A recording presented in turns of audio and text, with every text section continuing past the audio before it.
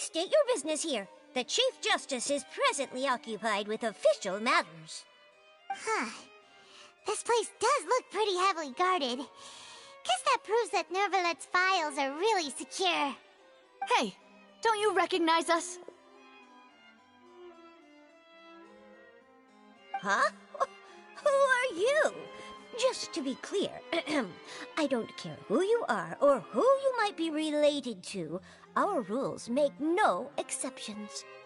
See? They've got great discipline, too. Yep. Paimon can tell. If you're here just to crack jokes, I can point you towards the exit. Unlike some, we're busy, so please leave if you don't have a reason to be here. No. What I meant to say is, shouldn't you remember us from a few days ago? We were at the trial of the great magician Linny. Oh, yes, I remember. I read about it in the Steambird. You must be Linny's attorneys. It's all coming back to me now. We're here today to report and archive some information on a follow-up case. Huh. Is that even a thing? Of course. Don't worry. We're here on official business. You can trust us. All right then, I'll let you through. The Chief Justice is just inside. Thanks so much.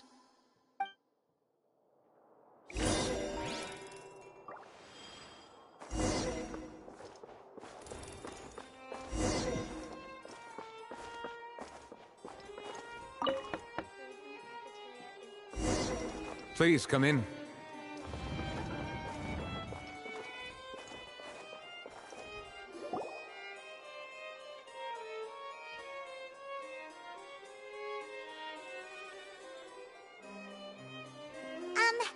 Sorry to barge in, Monsieur Nervalet.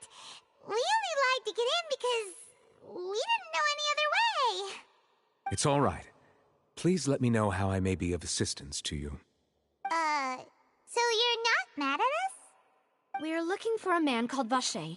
He may have been an eyewitness in the serial disappearances case. If we can find him, we may be able to unearth some key information on the case. Ah, I see. In that case, please wait here a moment while I browse through the files.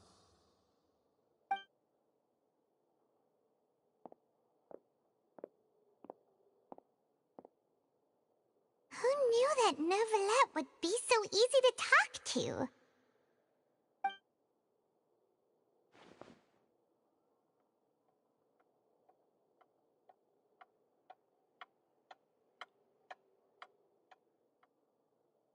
Unfortunately, I'm quite certain that no one by the name of Vacher has been involved in any case, criminal or civil, in the past several years. There are no records of him either in the files or in my memory.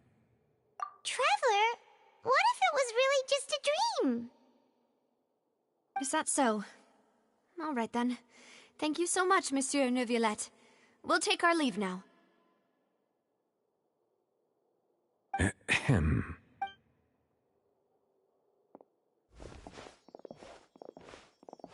Miss Navia, I can understand how you feel. Your father, Callus, was a truly exceptional man. We deeply regret his passing.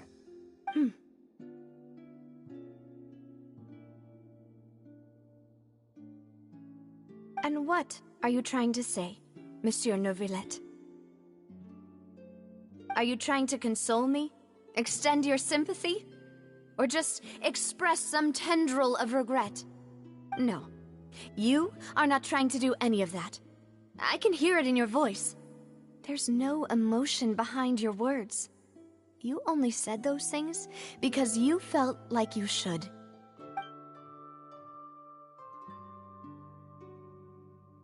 It's just like last time. After my father took his place in the duelist ring, I pushed through the guards to talk to you as a last resort. You even told me then that you thought there was something fishy with the case, yet you still allowed the duel to go ahead. In your eyes, the value of a human life is nothing compared to those cold laws you hold so dear. If you truly regret my father's death, then why didn't you call a stop to the duel? Why didn't you give me the power to stop him from throwing his life away? Why did you just let him die, despised and hated by all? Everything was hanging on a thread at that moment. Just the tiniest effort could have changed everything. There are still so many things I never got to tell him.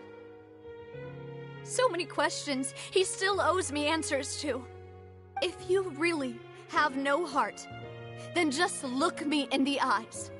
I, Navia, will show you the true meaning of regret. I'm sorry, Miss Navia. You and my father are truly alike. You keep all kinds of things in your heart and never say a word to anyone. It's not so much that you can't feel, but that you would never express anything. Oh well. In any case, everyone already knows full well the apathy of the Chief Justice. My apologies for taking my emotions out on you, Monsieur Chief Justice. Let's go, Traveler and Paimon.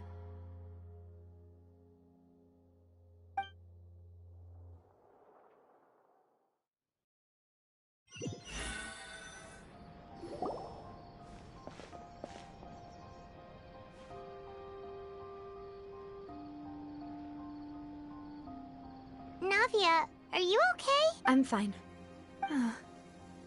Rain. You're right. Wasn't it still sunny when we went into the building? And there shouldn't be any active trials today. Now that I think of it, on the day my father was convicted of murder, it was also raining. What is it? Did you think of something?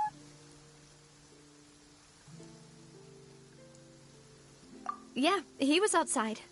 It was uncovered and the rain could fall there. Why? Do you think the rain could have affected the crime scene? That thought has occurred to us before. We've even expanded the search area to try to account for that, but didn't find anything of value.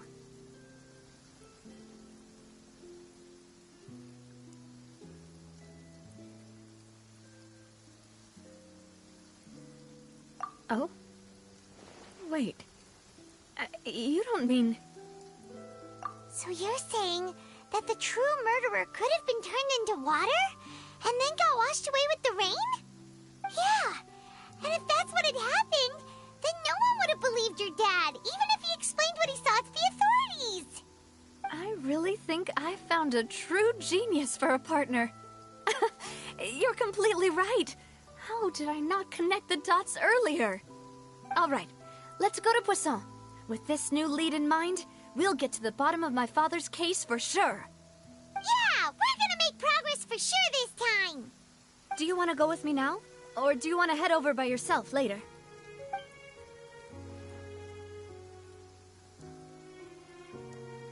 Great. Let's go then.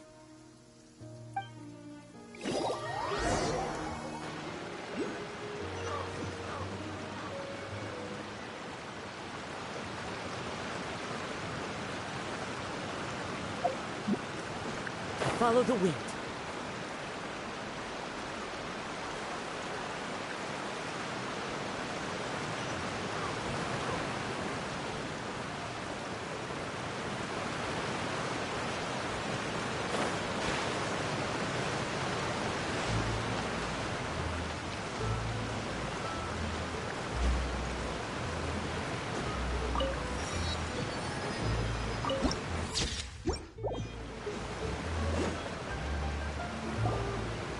Whoa, what a huge ship! Why would a ship be anchored at a place like this? There's no need to be so surprised. While it may look like a ship, it's actually Spina di Rosula's headquarters.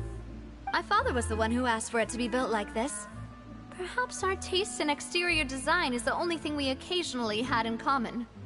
A gigantic and glamorous ship embodies discovery, opportunity, ambition, and conquest.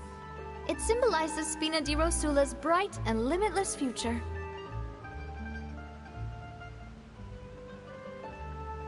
And Paimon thought you were bluffing when you said Spina di Rosula had a glorious past. Paimon was confused why a group with such a history would live in the sewers. But now that Paimon has seen this ship for herself, she's been convinced. Well, Poisson is where Spina di Rosula began, after all. It's our main base, our home.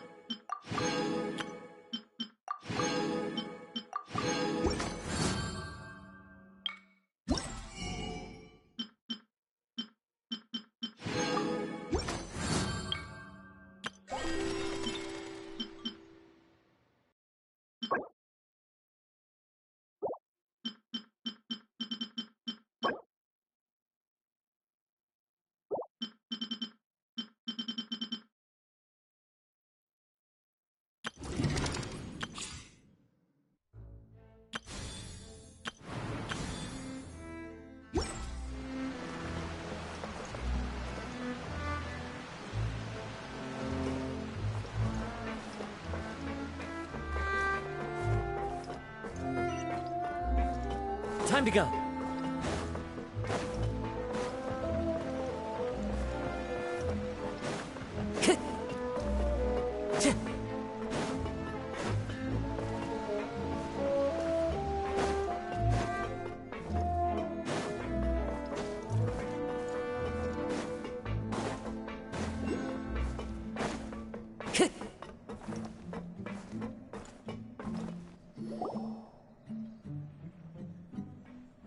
Melus, we're back! Apologies for the wait, demoiselle, and our most important partners. You said before that you still had some business at the court. What brings you back to Poisson so quickly? About that. It's because my partner here reminded me of something really important. You see, what if my father's case had something to do with water from the primordial sea? You still remember, right, Melus? On that night, it was raining? Yes, the case was quite similar to that of Mr. Linney's. Both were what you'd call impossible murders.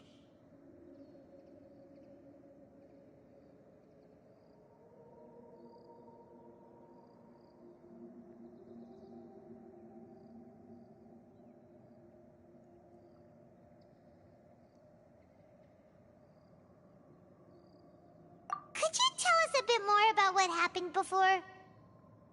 Yeah, of course. Many years ago, something called synth began to gain popularity in Poisson. At a glance, it was a kind of drink that could excite your mood and produce many pleasant hallucinations. Wait! Didn't that guard guy who turned into water also mention that the primordial water could be used to produce some kind of potion? Yes, he did. Considering what we know now, it's almost certain that synth is created using water from the primordial sea. If you drink synth for an extended amount of time, you'll suffer many side effects, such as losing the ability to focus or control your emotions. And if you were to stop drinking it completely, you'll experience flashes of paranoia and anxiety while lacking energy to do anything. It's an extremely dangerous substance. As he oversaw Poisson, my father was compelled to put a stop to synth abuse and called for a complete ban of it. Boss's uncompromising attitude incurred the synth vendor's wrath, but no matter how much they threatened or bribed him. Not only that, Boss became determined to find the mastermind behind the synth operation and put— Yes, but the enemy was very cunning. So he could never get anything out of the dealers, all of whom only sold the stuff and weren't privy to the rest of the operation. Recognizing that, my father decided to contact— The man's name was Jacques that night. But then, we heard 2 gunshots from the courtyard. We raced to the scene and found my father, still holding a gun, and Jacques, who was already dead on the ground. Huh? How did that happen? Aren't they on the same side? Sounds just like Lenny's case, doesn't it? In both cases, the culprit seemed obvious, but neither appeared to have any motive at all. Looking back on it, though, I now believe the most important clue was something we all overlooked at the time. There were pieces of clothing left at the scene.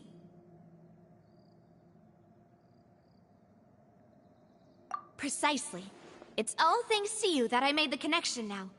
Back then, we all just thought they were some costumes that Jacques used to disguise himself at the banquet. But, considering it now, it's almost certain that they belong to a third person at the scene. With one extra person, we'll also need to reconsider why the 2 shots were fired.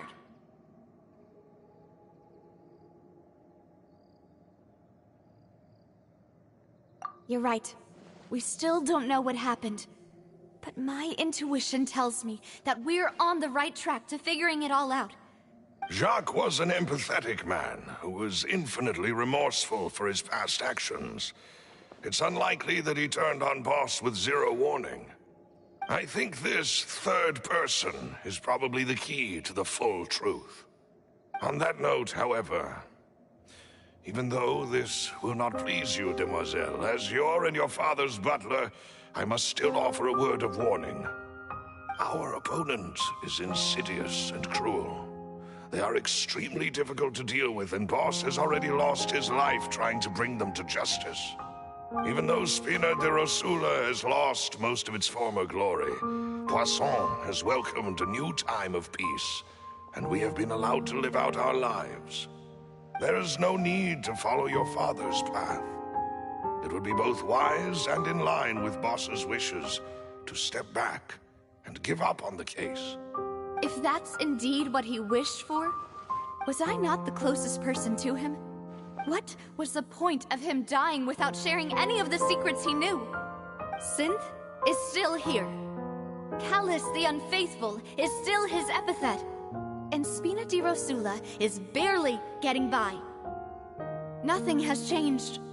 Did he think I'd just accept his meaningless death and live out my life just as meaninglessly? I've never accepted that, ever. Not since that day, and certainly not now. I want to find out the real answer for everyone's sake. For the missing girls, for the victims, and for myself. Navia. This is indeed the best moment to act. Your partner appears to be quite reliable, and more importantly, demoiselle, I think you're also ready to take this on. So you do know something else, Malouse? Yes, I do. In fact, even before that banquet, Boss already knew of the connection between Synth and the serial disappearances case. But what drove all the tensions to the boiling point was the revelation that you, demoiselle, had been selected as the next target to disappear. What? Boss also didn't tell you that he had been diagnosed with a rare illness. The doctors told him that he had no more than 5 years left to live. And the serial disappearances case caused him great anxiety. 5 years was nowhere near enough time to resolve this long-standing conflict.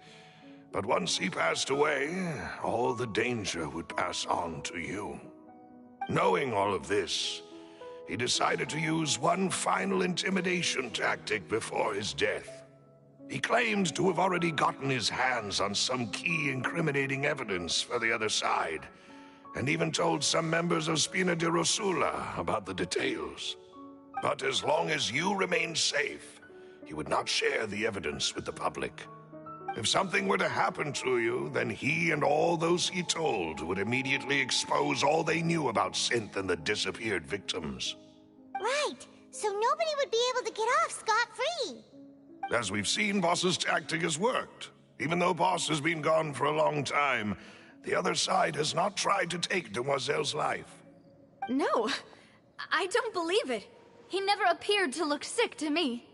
No father wants their daughter to see them weak and haggard, especially someone as proud as Boss. To him, dying in a duel and suffering lasting dishonor as the unfaithful was still far preferable than losing face in front of his daughter. So he chose to die in silence, so that he could protect me. I'm afraid you're not understanding this correctly, demoiselle. What Boss wanted to hand to you was not a parasol, but a sword. If Boss's spirit could hear you telling me that you want to find the answer for the sake of everyone involved, I'm sure he'd be extremely proud. That fool. Couldn't he have just given it to me straight? No. He might have set up everything precisely because he never thought I'd be able to understand him. Is that the amount of confidence he had in me? And what if I was never able to make it to where I am now?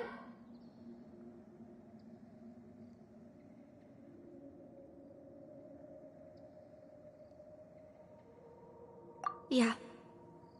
I suppose that's true. With the way he'd set things up, if I had wanted, I could have just lived out my life without a care in the world. But thankfully, he rarely talked to me about complex matters, and thus understood little of me as a person. In this case, he really didn't need to give me an easy way out. Malus, what was the key evidence that he shared with you? It's the location where synth is produced. Essentially, it's the enemy's headquarters. When he was threatening the enemy, Boss didn't share the specifics of the incriminating evidence he found.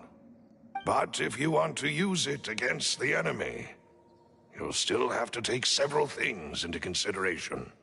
Why? If we know where the place is, can't we just go storming in? You mustn't forget that we're fighting against a mysterious and dangerous organization that's been in operation for decades. There's no telling what might be lying in wait at their headquarters. We also have no idea what kind of evidence we may be able to find inside, nor what people we may be able to capture. But a single visit to their headquarters would be tantamount to a formal declaration of war. The worst case would be that we leave empty-handed, but also open ourselves up to full retaliation. Then, in that case, why not work with the Fontaine authorities? Well, you saw one of them dissolve during Mr. Linney's case. We have no idea just how thoroughly they may have been infiltrated. Huh. That's true. Seems my father really had no choice. But things are different now. It should be a lot easier to prove the other side's guilt, now that we've connected Synth with the disappearances case. You sound like you've put a lot of thought into this, Malus. I am the butler, after all. I live but to serve the boss and Demoiselle's will. I've always been willing to take on any kind of risk for your sake. But considering my relative lack of ability, I've spent my time keeping secrets, performing basic investigations, and waiting for the right time to come. Thank you for all of that, Malus. Have you discovered anything new in the past few years? Let me think. One conclusion I came to was that the enemy must be quite familiar with Spina di Rosula, or at least have an informant planted here. When I announced orders to the organization's members on Demoiselle's behalf, I used to deliberately keep a few people in the dark and observe the reactions of the synth vendors. If the vendors didn't change their plans, then the individuals informed of our orders must be innocent. If the vendors packed up and fled, however, then someone must have given them the news. After several rounds of testing and investigative tracing, I've narrowed the suspect list down to 3 people. The first is Florent, Spina di Rosula's senior advisor. Huh? Florent? Yes, surprising, isn't it?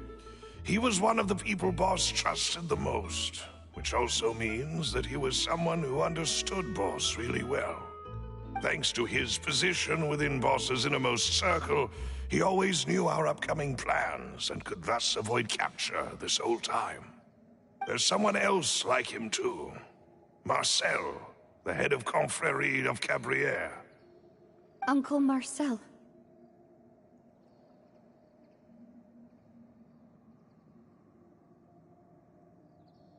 It's a guild in Poisson. Boss helped it to grow to its current size and prominence. In the beginning, they were only reselling some daily goods, but now they're one of the richest guilds around, with a lot of business connections in the city. So, they're like a sister organization of Spina di Rosula? Yes, you can say that. When we were fighting against the synth dealers, they provided us with plenty of support. It's a bit difficult to imagine someone using their own money to hunt down themselves. The final suspect is Thierry, the man responsible for coordinating information between Spina di Rosula and the guards. Although the guards mostly leave us to our own devices, there are still many activities we have to report to the local authorities. Since Thierry is always in the know about our current activities, he could theoretically always plan one step ahead. I see. These are all people who I communicate with quite regularly. To think that the enemy we've been fighting against has been right next to me all along, among those I trust the most. It's almost too hard to believe. If you want to investigate them, please take every precaution to not alert the quarry. Judging from our experience, the enemy is extremely cautious. Of course. And thank you, Malus. You've provided us with a lot of great information. You're too kind, my lady. I'm just doing my duty. And before I forget, proving Boss's innocence would also mean clearing him of blame in Jacques' death. After that incident, Jacques' wife and daughter were taken into the Spina's care. They still live in Poisson today. If it might help, you could also pay them a visit. I can make the necessary arrangements. Aw, thank you so much, Malus. You really are the best. A new case awaits, my dear partner.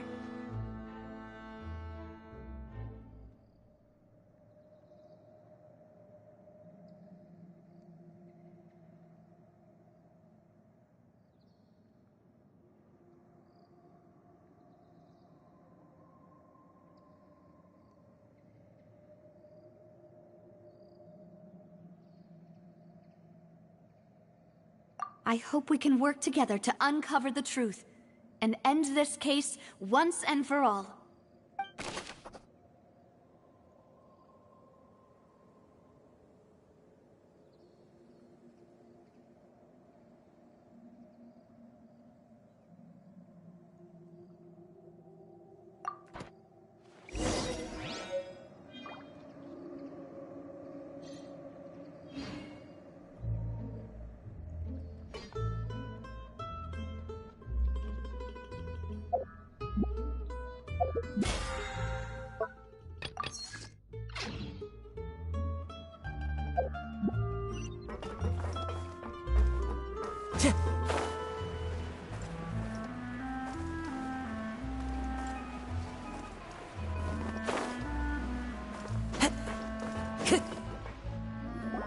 It is settled, then.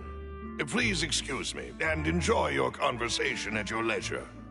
Thank you for arranging everything for us, Malus. Excuse me, miss. Do you need anything from us? Hey, Navia's all quiet. This isn't like her at all. I'm sorry that I only came to visit after all this time. After what happened, I didn't know how I was supposed to face the two of you. Ah, if it's about that, there's no need to apologize. After my husband died, Spina di Rosula sent us a lot of mora and support. I understood your guilt and apology to be genuine. But aren't all of those things nothing compared to the loss of Jacques? I can understand the kind of pain that comes with losing a father so needlessly. You don't understand at all. I didn't know how to face you, because I didn't know what I could possibly bring as a consolation gift. I know only the full truth could bring closure to you. And to all of us. I'm sorry. I appreciate the sentiment, but you don't have to carry all that guilt. On the matter regarding my husband, my daughter and I have more or less found our answer already. Would you mind sharing it with me? I really can't believe that my father could ever bring himself to shoot Jacques. I always knew that my husband's money was earned through others' suffering. He told me countless times that if he could turn back the clock, he would never go into the synth business again. He had many regrets, and felt that he took the idea of providing for his family too literally. For the longest time, he thought Mora was everything. So when Mr. Callis came to him with a proposal, he accepted it almost immediately. He tried to be as careful as he could, but even so, he was still found out by the higher-ups. They found out about his betrayal? Papa didn't say that exactly, but Papa did tell me that I should never be ungrateful. Before he left that day, he told me that he had no choice. It was only later that I realized it was his final farewell to the two of us.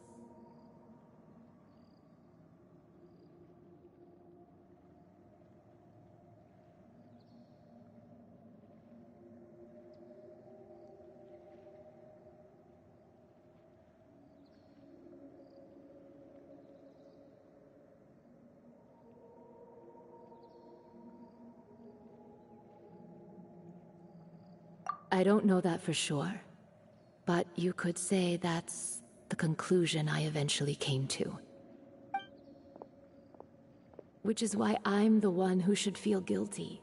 Callis had always taken great care of us, both when he was still alive and after he passed away.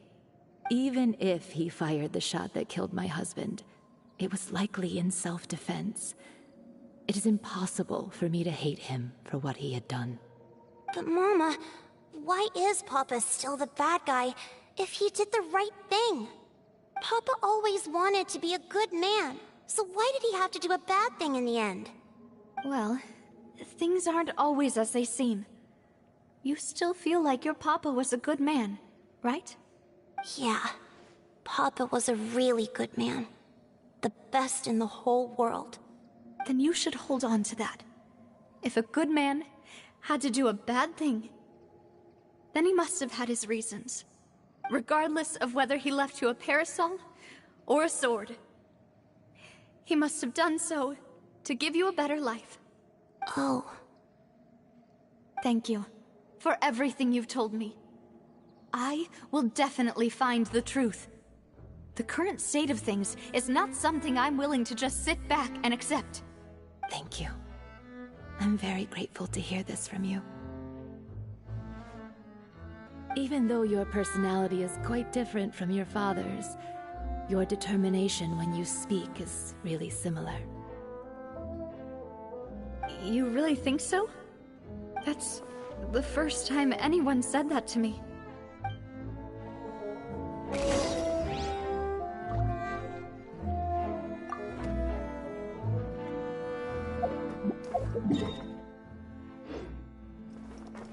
Are you okay, Navia? I'm fine. Don't worry. Let's investigate the 3 suspects next. Florent should be nearby, and we should be able to find Thierry and Uncle Marcel in the city. I'll get myself... Greetings, boss. How may I be of assistance today? I'm sure you've heard about what happened at the Opera House? Someone got turned into water right in front of us. Yeah, I've heard.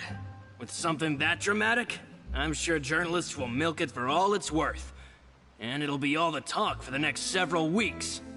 It also reminded me, on the day that the incident happened with my father, it was raining outside, and we found some clothes left at the scene. After my partner here put the dots together for me, I feel like we should try to reopen his case. Can you do me a favor and try to recall what happened that night? Let me think. Mr. Callis was feeling pretty upbeat that day. So he was drinking and bantering away with us at the table. After that, he told us that he wanted to go get some fresh air. So we let him go without thinking much of it. Who knew that we would hear 2 gunshots ring out right after? My first reaction was that Mr. Callus's life was in danger. So I grabbed my holster and made a mad dash toward the scene. But when I got there, it was already too late. Mr. Callus was standing over a dead body with a gun in his hands.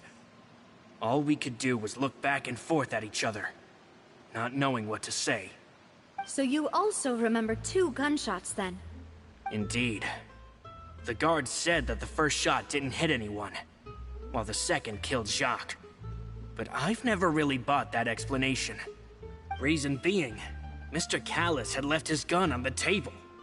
I even made sure to confirm that before running to the scene.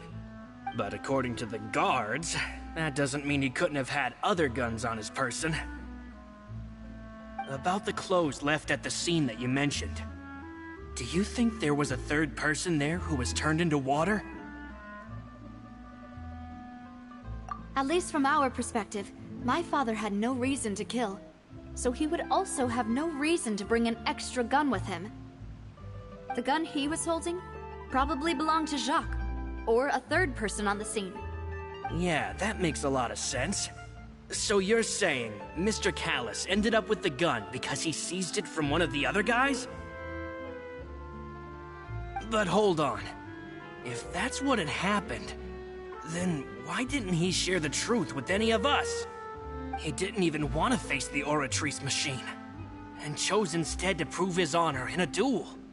Did he lose all faith in the courts after seeing someone dissolve right in front of his eyes?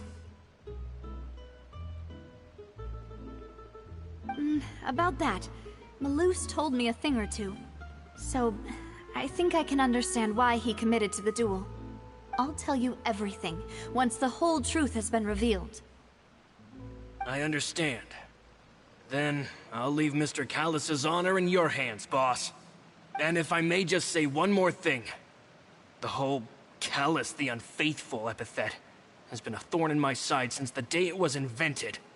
Many people have laughed at me for still calling him Mr. Callus, even after so many years have passed. But it was Mr. Callus's trust that allowed me to rise through the ranks of Spina di Rosula and live the life I lead today.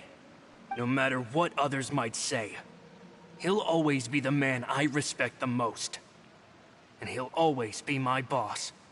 Don't worry. I will definitely find the truth. You and all our other comrades at the Spina deserve to know the truth as well.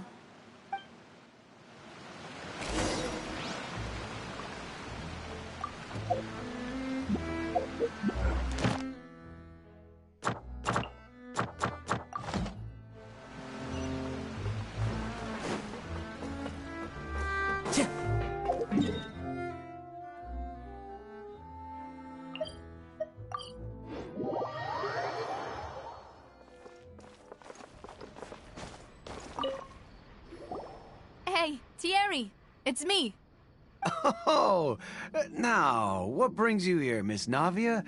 I've heard that you made quite the name for yourself at the Opera House. Oh, so you've got news of that already. Oh, okay. Hey, I'm also a member of the Guards, you know. The way you make it sound, people would think I was sent off to Poisson because I had done something wrong. Are you sure there isn't a little bit of truth in that? Under normal circumstances, shouldn't you have been called back to the city already? I mean, where I work is really up to me. Let's just say I enjoy the ambiance of Poisson. Callus did a fantastic job running the town, building Spina di Rosula from the ground up and clearing many obstructions in my way. It would be next to impossible for me to find a similarly easy but high-paying job in the city. Anyway, enough chit-chat. Are these 2 friends of yours? You, here for some formal business? Yes. These 2 are my partners. What happened at the Opera House made us realize that Linny's case, and my father's, may be related. We're trying to reinvestigate the details of my father's old case. Ah, I get it. You think there might be more to the case now that we know people can be dissolved into water, right? I was also flabbergasted when I first heard of it. If you want to go through the original files from your father's case, I can help you look for them. That'd be much appreciated. Thank you. Actually, I have another question. Do you have the authority to dispatch Gardamex? Of course. Without them, I couldn't possibly handle Poisson on my own. Why do you ask? We definitely can't use them to forcefully get more evidence for your father's case. Well, you see, just recently, we were attacked by a horde of unnumbered Gardamex in the city. So, if you hypothetically wanted to do something against me, all you would need to do was get rid of the mecha serial numbers and send them after me. Then you think too highly of my abilities. Dispatching mecha is very different from controlling them. If I had to make an analogy, when you order a dish, the chef will make it for you. You can ask the chef to cook, but not to massage your shoulders or carry your baggage. If you try to make unreasonable demands, the chef would just think you're out of your mind and ignore you completely. The same goes for me and my Gardamex. Removing a serial number is also not as easy as you might think. There are a lot of complex steps to it, and it's almost impossible to keep it a secret. So I can promise you, those mecha were definitely private units. They're certainly not cheap. So, whoever their owner is must be super rich, powerful, or both. Now that you mention it, though, being in the synth business would definitely be profitable enough to afford this. Oh, then you're officially in the clear, Thierry. Oh, thank you for the vote of confidence, Navia. Jokes aside, I'd like to wish you all the best with your investigation. I'll be staying in the city for a little while, so just come find me if you need any support from the guards.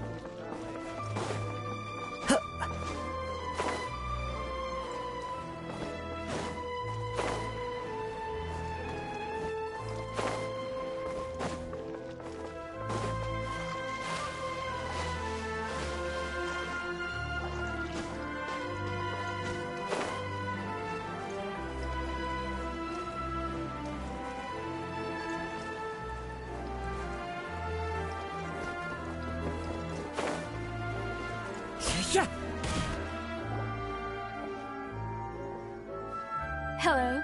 How may I help you? I'm here to see Marcel. Could you please let him know? You can just say Navia's looking for him. Sure. I will let him know right away.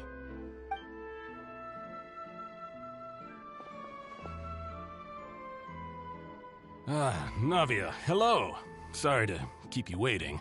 I'm not as young as I used to be, so my legs are giving out a bit. Oh, it's all right, Uncle Marcel. There's no need to stress. I just wanted to talk to you briefly about what happened in the Opera House. I'm sure you saw everything too, right?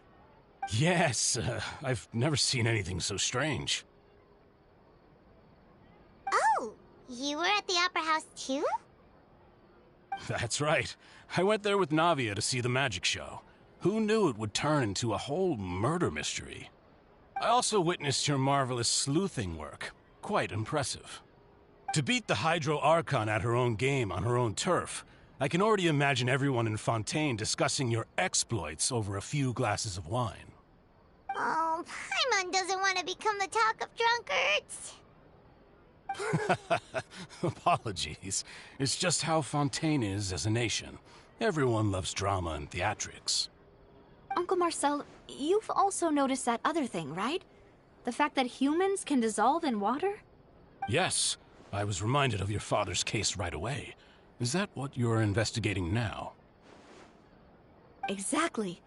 I still don't have much solid proof, but I can sense that the other side has already begun to act. Oh, and what makes you say that? We were attacked on Araneus by some unnumbered Gardamex. And there was also an attempt to get me to drink water from the primordial sea. If not for the vigilance of my partner, I probably wouldn't even be here talking to you right now. Oh, you're giving us too much credit. Wasn't it you who protected us? Alas, it seems things are heating up again. The peace that Callus sought so dearly will soon become a thing of the past. But rest assured, Navia, Poisson will always remain a safe haven for you. If you're scared, you can always return there. If anyone dares to lay their hands on you there, the Confrérie of Cabrières will use its funds to the last Mora to bring them to justice. Thank you, Uncle Marcel. But I don't intend to go into hiding. I'm going to strike while the iron's hot. Do you have any new thoughts on my father's case? About that. Sorry, my age is catching up with me, so it'll take me a while to recall my memory. The Confrérie was responsible for that banquet, so I was out and about the whole time making sure things were running smoothly. I didn't even have the time to drink with the guests. Then I heard the sound of a gunshot, and the rest was history. Oh, it's okay. No need to push yourself. We'll ask around some more, see if there are any valuable clues elsewhere. Sounds good. Just let me know if you ever need Mora. All my wealth comes from Callus's patronage and support. I'll spend however much it takes to clear his name.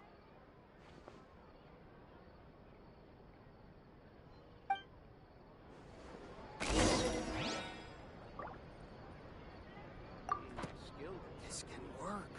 I'll just treat them as new samples.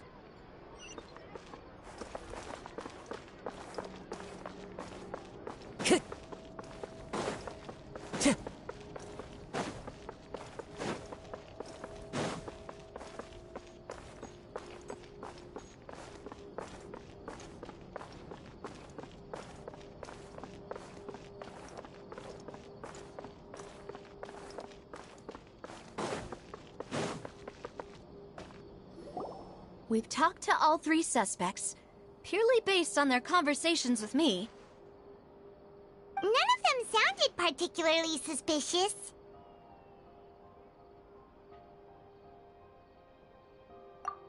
I suppose that's to be expected, though. If a single conversation's all that's needed to find them out, then my father wouldn't have needed to investigate the case for so many years.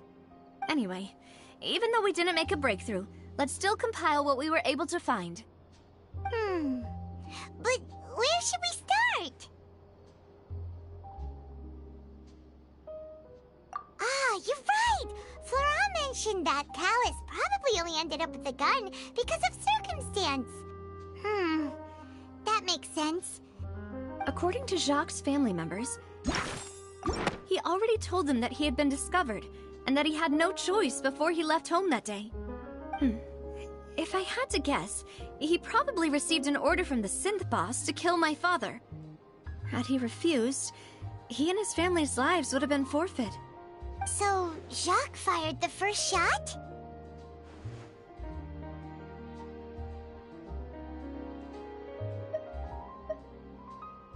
Oh? And why is that?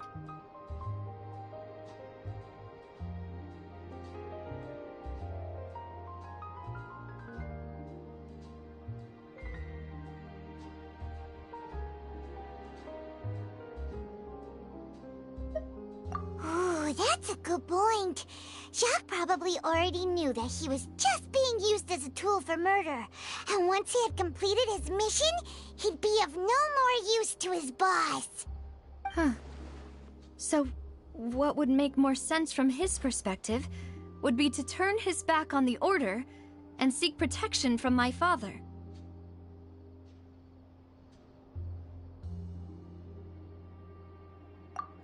Makes sense. But without evidence, that's still just a theory. Besides Jacques, the attack from the Gardamex has been bothering me quite a bit as well. It's obvious that our enemy has become more antsy after the secret of the primordial seawater was revealed. Do you think he knew, even then, that we'd follow this lead to the end? Given everything that's happened since, it's quite possible. But who among the 3 suspects would have the ability to control privately owned Gardamex?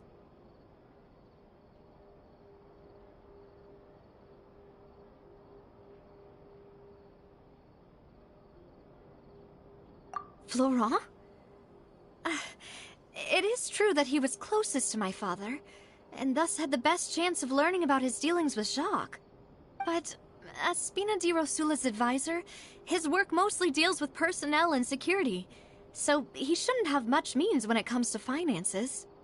So you're saying he's too broke to afford a mecha army?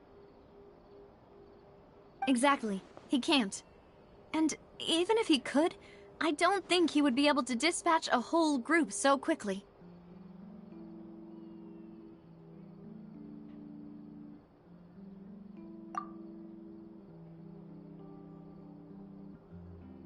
Thierry, you say? Huh. It is possible that he's figured out a way to convert the Gardamex for personal use. But I didn't feel like he was lying when he was talking to us about the mecha. I also don't think he'd be able to keep that kind of tampering under wraps. Yeah. Had he actually tampered with the mecha, we'd be able to prove it with a simple check of the guard's inventory. If the mecha were taken from the guards, it should be pretty easy to find out when and how that happened. Uncle Marcel? My father did really trust him. And they worked together on a large number of projects. Maybe that's how he got to know Jacques. And with funds from the Confrérie, he could also afford a large number of Gardamex. It's still really hard for me to imagine, though. After all, Uncle Marcel has been around since I was just a child. Also, wouldn't this mean he has been spending a whole lot of mora and energy to fight his own synth business? Who could it be?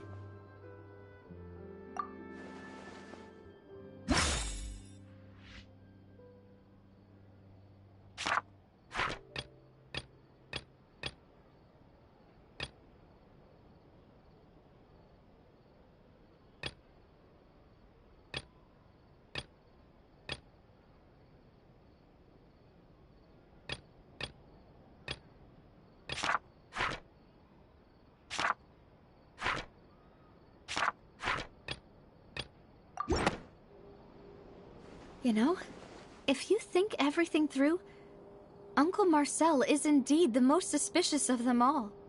Could we be missing other suspects? Malus didn't know about the people turning into water thing when he narrowed it down to these 3, did he? Malus has always been very reliable, and his judgment of others' trustworthiness has been fair and well considered. When he laid out his case for the 3, the rationale he gave me made a lot of sense as well. The suspect is knowledgeable about the Spina's internal affairs, has the means to dispatch Mecha to assassinate us, and possesses significant intellect and foresight. Even if I don't want to believe it, I'm starting to see how things could all tie back to Uncle Marcel. Well, we still have another trump card on top of all the theorizing and speculating. Yes, Malus did say that charging straight in there would be extremely risky. But we don't have any other options right now.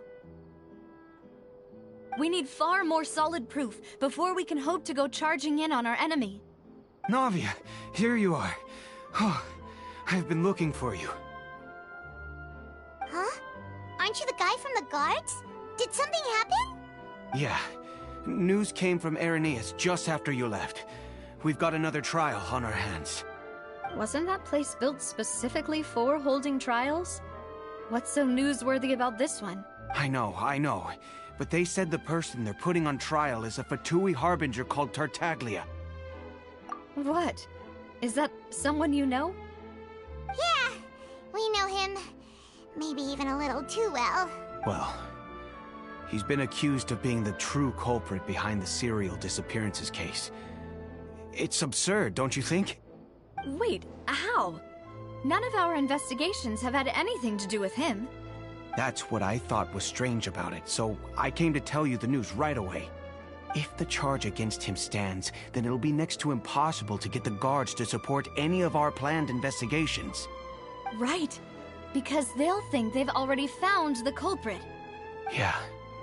And it'll be a lot harder then to clear Mr. Callus's name.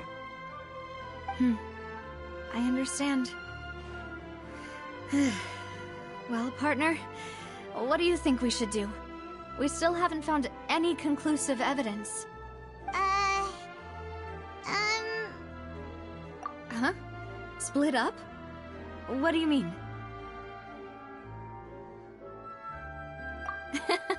Just as expected of my partner. Since this is a trial about the serial disappearances case, the culprit's attention will be focused on Irenaeus, leaving his home base wide open. You're right. This is our best opportunity. All right then, let's do this. I'll stall them at the Opera House and charge Marcel as the true culprit.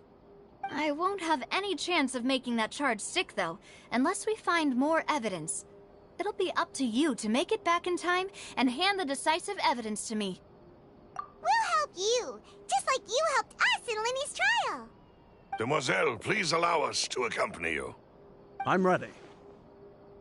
Ah, Malou, Silver.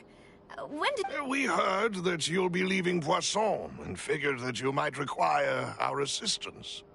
It's our hope that your confidence will be bolstered with the two of us by your side. Thank you so much.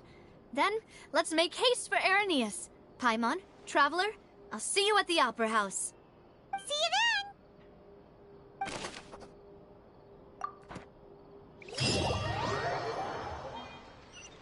Now that Navia has set out for Irenaeus, we should also get going. The location has already been marked on the map, so let's head over. Huh. According to Malusa's info, the synth production base is underwater. Let's go and try to find the entrance.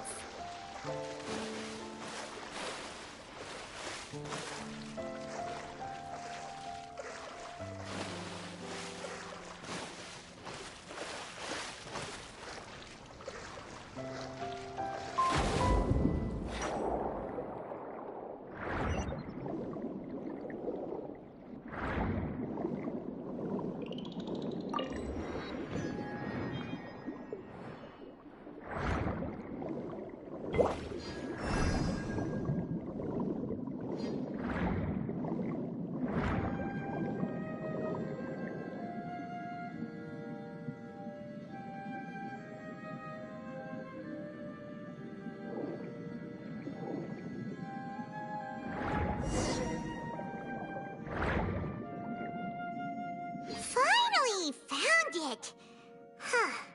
So this is the entrance that leads to the synth production base. It sure doesn't seem out of the ordinary at all. Ah, you're right. An important place like this is bound to have a ton of protective measures, and Navia's probably arguing up a storm right now to stall for us.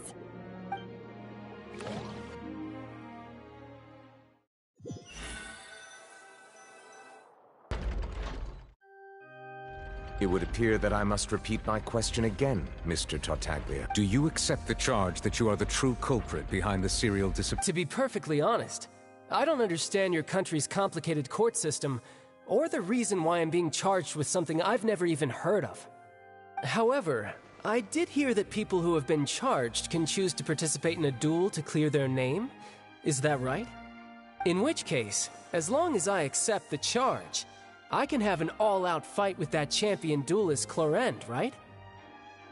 I've got to admit, that's one of the most enticing offers I've ever received. When I privately sparred with her last time, she was obviously holding back. Real disappointing. Hey! Don't you understand? You're currently the prime suspect for a major case. This isn't the place for you to be looking for fights. Oh? Sounds like the Hydro Archon wants to lecture me on the ways of the Opera House. Then why don't you duel me too? I'm the kind of student that learns best in the heat of battle. No. That's not what I meant. Alas, it would appear that communication with the defendant is going poorly, and we have made very little progress. In that case, let me explain everything from the very beginning again. The goal of this trial is to determine the culprit behind the serial disappearances case. That case had nothing to do with him! You've got the wrong man! Huh? What's going on?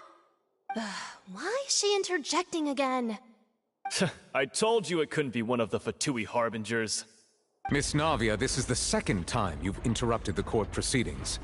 I only tolerated your behavior last time because you were able to provide the court with a key eyewitness. But that was an exception rather than standard court protocol. I can very well charge you with contempt of court for your interjections. Oh, please. Did you ever think I had any respect for this place's pointless theatrics? We can put that discussion aside for now. I'm not here to argue with you. I'm here to charge the true culprit behind the serial disappearances case. And if my charges prove true, then Tartaglia here will be proven innocent by default, correct? Oh, a young lady has charged in and offered to clear my name. How fascinating. Well, I'd gotten half bored to death by all these rules and procedures anyway, so I'll take you up on that offer. So, Your Honor, is there nothing else for me to do now? You may take a seat for now in the audience, but that doesn't mean the suspicions against you have been lifted. Now then, Miss Navia, who is the person you would like to charge instead? That person is...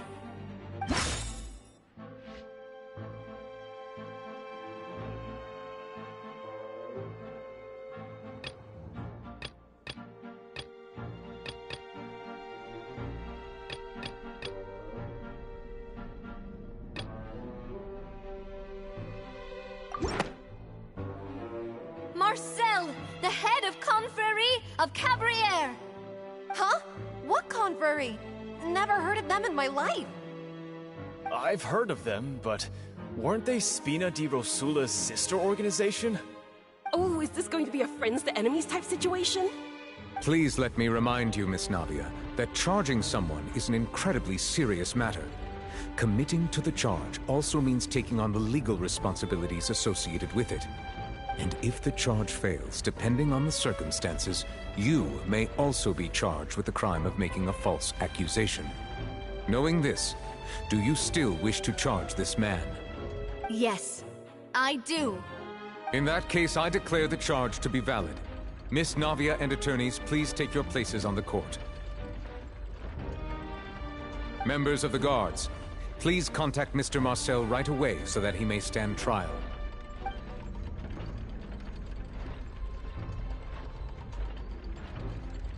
Mr. Marcel, you will not require an attorney. Is that correct? Apologies. It all just happened so quickly. I still haven't figured out what's going on. I think an attorney won't be necessary. This is probably just a misunderstanding between me and Navia. Very well. In that case, since both sides have now arrived, Miss Navia, please present your charges. I would like to take everyone back to 3 years ago, to the case of Callus the Unfaithful. Only through elucidating what really happened in that case can we connect all the dots for the serial disappearances case. Navia, do you really think that I was the one who killed your father? Come on, why would I do that? Callus was my benefactor, and remember both you and I only ran to the scene when we heard the sound of a gun. If that's enough to make me a suspect, wouldn't that make everyone at that banquet a suspect as well? I think there's no point in getting into the specifics right now. The audience doesn't even have the big picture yet.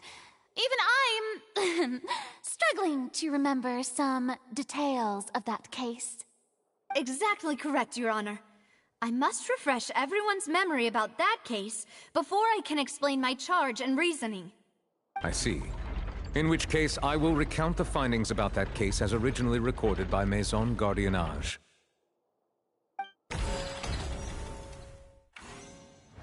On the day of the murder, Spina di Rosula hosted a large banquet in a countryside estate owned by the Confrérie of Cabrières.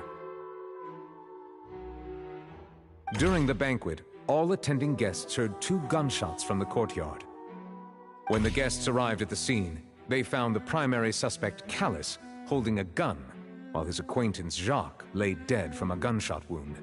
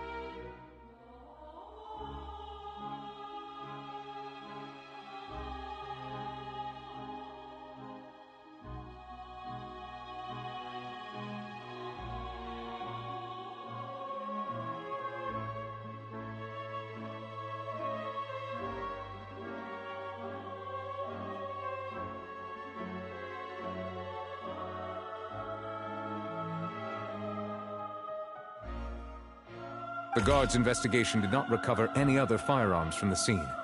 As a result, they concluded that the suspect's first shot must have missed, while the second must have taken Jacques' life. The suspect did not dispute this conclusion, and also declined to defend himself in court. Instead, he chose to prove his innocence through a duel.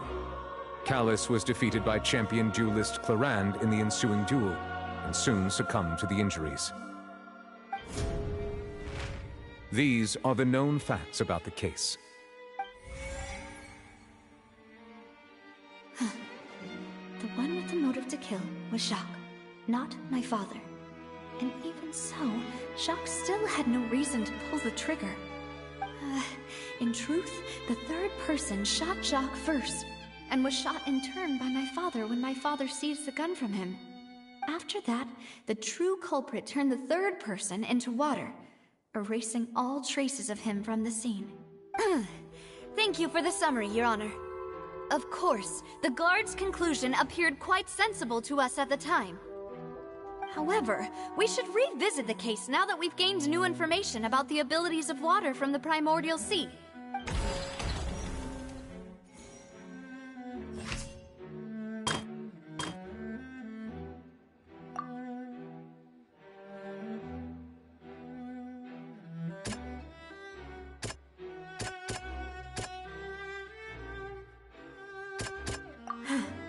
Something's not... The testimony of the victim's family confirms that Jacques had thoughts of assassinating Callus when he set out for the banquet. However, in the end he reconsidered, and instead shared everything with Callus, hoping to seek the latter's protection. Unfortunately for Jacques, the true culprit had already considered this possibility, and had sent out another assassin.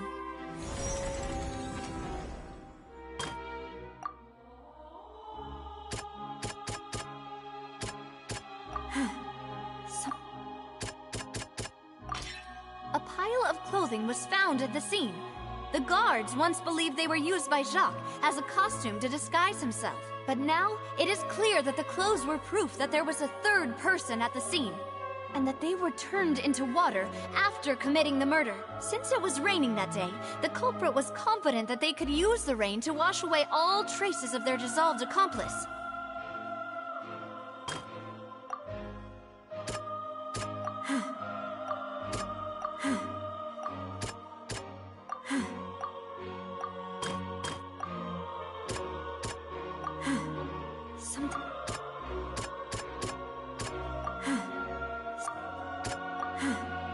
Something's not...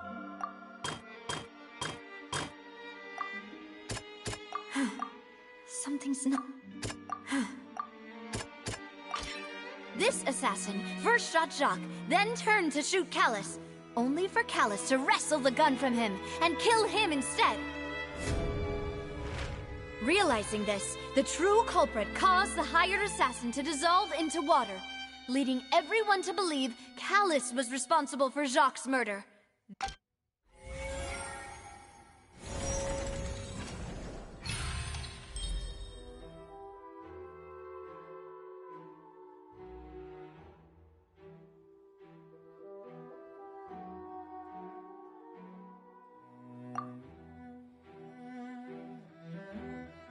So that's what happened. Wait, you're telling me something as dangerous as water from the primordial sea has been used for all these years?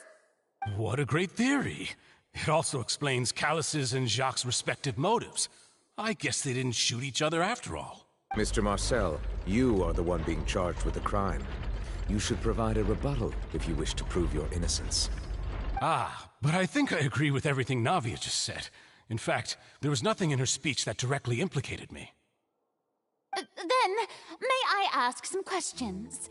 In my opinion, we primarily need to determine two things. One, do you have the evidence to back up your claims? I'm afraid not. Boo! If you don't have any evidence, you should just go home! I may not have the evidence with me, but I know where I could go to collect it. If we look up the deserted clothes against a record of people who went missing around the same time, we should be able to find a match. Considering the serial disappearances case, the guards probably kept careful records of all missing persons from around that time. That makes sense to me. Monsieur Neuvillette, I would consider this to be a reasonable investigative direction. Why do I feel like Farina's acting a little differently today? Maybe she's scared of embarrassing herself again? Alternatively, she's become more diligent after charging an innocent citizen in the last trial. My second question has to do with the ensuing duel. If the truth is indeed as you described, then why didn't Mr. Callus explain himself in court? If he had testified that a person had been dissolved, he could have at least mounted a defense. I've thought about this too, and the answer is actually pretty simple. He felt there were things that were more important to him.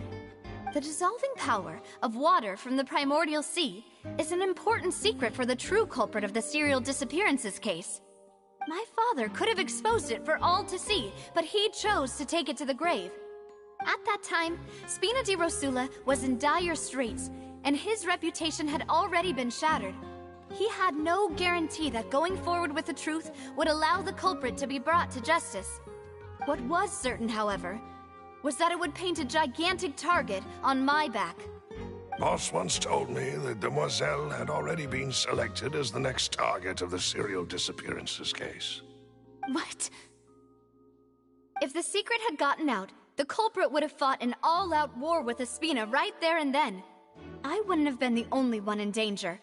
All of us would have stood to lose our lives. Of course, the guards might eventually figure out the truth of the matter and determine that we were in the right. But what good would that do? How can a hollow verdict protect anyone? Had this opera house ever given my father any kind of confidence in its brand of justice, Spina di Rosula would have had no reason to exist. But by staying silent, we retain the ability to deter our opponents and continue the stalemate. I was able to become Spina di Rosula's president, which made me harder to target, as well as giving me more time to grow and learn. And once I have figured out the truth and stepped up to the challenge, I will do what this opera house cannot, and restore my father's truth and honor back to him. So, you mean to say, your father intended to die in the duelist's ring? That's right. Do you have any proof? Of course. All you need is to ask his opponent, Clarand. I don't need your apology, your guilt, or your support from the shadows. You don't have to do anything for my sake. But since he entrusted his will to you, Clarand, you should tell us the truth about his sacrifice. So, during the duel, did you believe that Callus was intending to die? Yes, I did. As a champion duelist, I've fought many battles, and taken a countless number of dishonored lives. In my line of work, I've seen all kinds of people give their all for the faintest hope to continue living. Some were determined, others passionate, and some even manic and twisted. Just one look and I can tell if a duelist is hoping to live, or if they're looking to die. I hereby swear on my name and honor as a champion duelist that Mr. Callus never intended to leave the ring alive. Since that's your testimony, I have no more questions. It appears there really are good grounds to reopen this case. I concur. However, Miss Navia, you still have not explained the link between your father's case and the serial disappearances case. Right? What she said was fascinating, but kind of beside the point. Wait, weren't they just talking about the serial disappearances case? Of course, Your Honor. The two cases are connected via a matter of timing. In my father's case, the culprit intended to kill both Jacques and Callus. As a result, they planned to act after hearing 2 gunshots. And, at the end of Linny's trial, the culprit also only dissolved the victim in front of everyone because they realized they were at risk of being identified. The culprit could only time their actions so precisely if they were already at the scene. Coincidentally, Marcel attended both the banquet and the trial. So that's why you suspected me. Even after hearing your reasoning, I still can't help but find it a little preposterous. I'm used to it, though. You've always been an impulsive and sentimental child, Navia. It's one of your most endearing traits. No need to appeal to pathos. I won't try to refute your points one by one, but even if everything you just said was true, can you prove that I was the only person present at both events? On top of that, does a person have to be physically present to control the timing? Can't someone remotely monitor the place?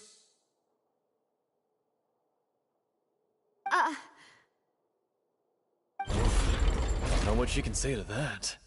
I know that even with that, you might still think you can reduce the list of suspects with some further investigations, until I'm the only one left on the list. Alas, who won't feel at least a little hurt by an accusation of murder from a girl you see as your own daughter? But if I were to dismiss this completely, you'd also think I'm not being considerate of your feelings. Ah well, let Uncle Marcel teach you another lesson. Do you know what the biggest flaw in your reasoning is? I suppose you're gonna tell me anyways. It's timing again. I'm a businessman by trade. From that standpoint, there's no reason for me to kidnap young women. It's a high-risk action with nothing to gain. In addition, I left my home in Snezhnaya when I was young to come to Poisson and work in some trade. My business only thrived when I received Callus's patronage. But the disappearances began before I ever stepped foot in Fontaine. I do apologize, demoiselle. This was my mistake. No, it's not your fault. I'm sure he had come prepared. Is there anything else you'd like to say? Would you like to check the date of my first business license against the first known case of the serial disappearances? You can also take a look at my border entry records, or ask my friends and family when I left Snezhnaya for the first time. Could those records and testimonies do something to appease the unspeakable anguish in your heart? Seems like she got the wrong guy. At this rate, Navia will be convicted for falsely accusing him. I think you've done a superb job of dissecting your father's feelings as he neared the end of his life. But aren't you going against all of his wishes and expectations right now? He wished for you to become more rational, collected, and conscientious, instead of dwelling only on your own feelings. Once you've learned to be more considerate of others' feelings, and to stop rushing headlong into things, you'd have met most of his expectations. This isn't just about me, and it never has been. The biggest difference between me and the rest of the victims is that I still have the ability to search for the truth, while that same agency has long been taken from them. The people whose families were destroyed by synth abuse, the people who lost their loved ones to the serial disappearances, and the people who suffered tragic ends due to their sense of justice. Many people's images are flashing before my eyes. I'm sure some are coming to those of you in the audience as well. And whose image do you see, Marcel? Is it a man named Vacher? Huh. Oh, so you do know that name. I'm merely surprised you'd suddenly say the name of someone I've never even heard of. I was waiting for you to say that.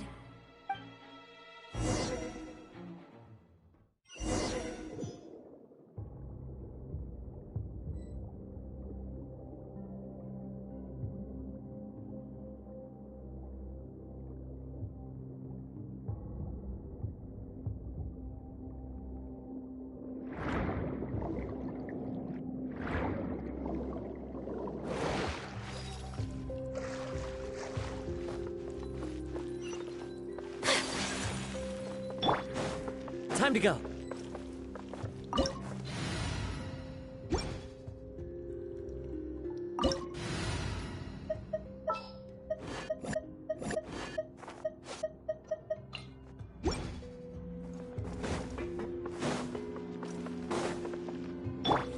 Born of ice and frost.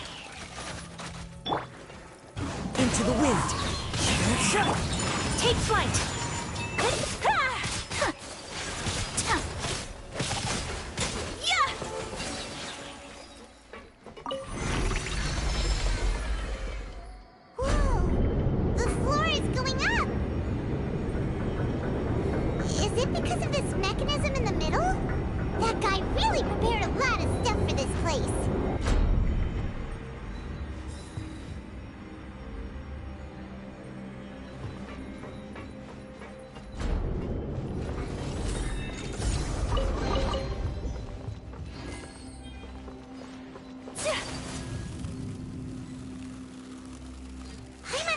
We need to go up, but Paimon doesn't see a way. Let's take a look around. Maybe we'll find a hidden mechanism that'll show us the way up.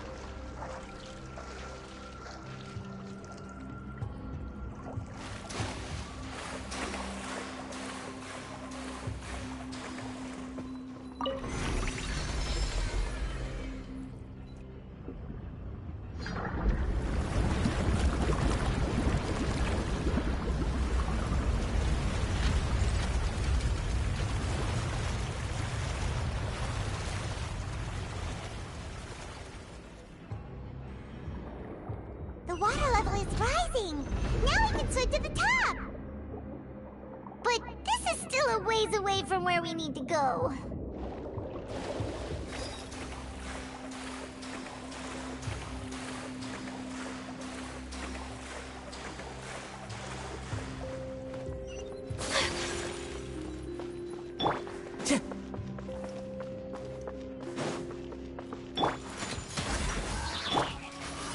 Art.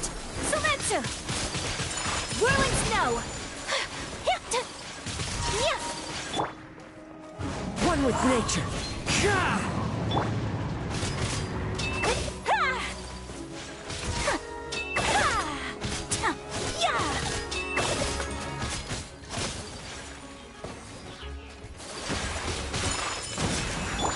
The wind knows me.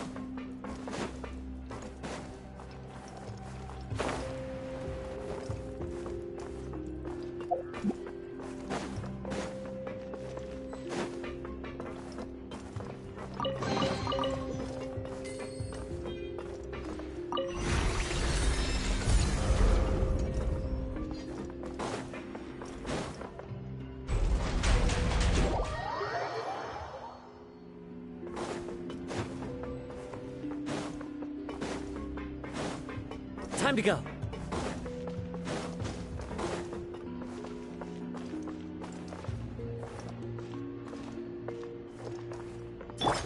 Access denied. One with nature.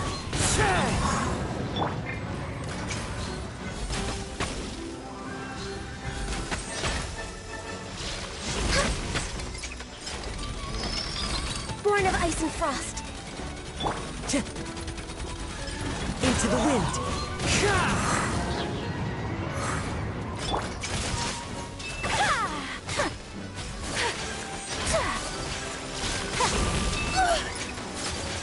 My apologies. The wind knows me. Access denied. As one with wind and cloud.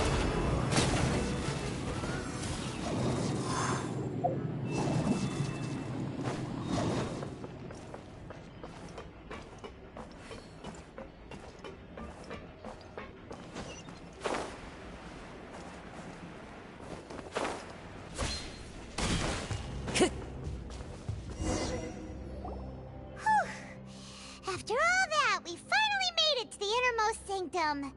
Though, as expected, the mastermind isn't here.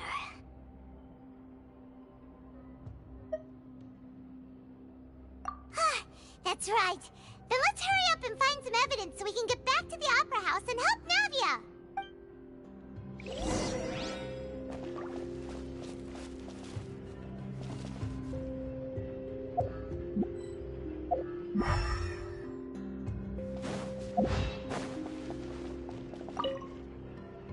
What's this over here? Looks like some kind of place for research. Experiment number 16 aims to verify Jacob Ingold's research conclusions on the primordial sea and use his theory as a foundation to achieve a breakthrough. The experiment was a failure. No individual managed to resurface from the water from the primordial sea. Female specimens 22, 23, and 24 were dissolved. Sorry, Traveler. Paimon will try her best. It's just that Paimon's never read something so scary before. How can someone write something that terrible in such a matter-of-fact tone? You read the rest. Paimon's too scared to keep going. So that's why he did all of these experiments. Wait, did he really think he'd be able to find a way just by dissolving people over and over? That's just insane! Huh? Isn't that the name you heard by the fountain? Paimon thought he was an eyewitness in the serial disappearances case. You mean Vache is the one who did all of these... experiments? So that's it! Vache was no victim, but personally took his lover and... No, that's not it either! If that's the case, why would he want people to resurface from the water? In any case, Paimon will write it all down.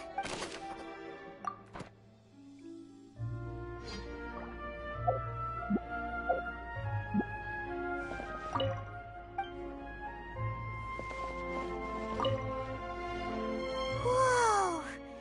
There's so much synth here! And so many bottles of ingredients that probably just contain the waters of the primordial sea. Mixing in progress. Ready to drink? Stock sample? Whoa! There's even fruit-flavored synth? Yep, it's super obvious.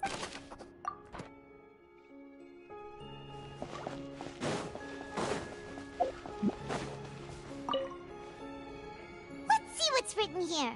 Nothing escapes Detective Paimon's eyes. Callus. Navia's father.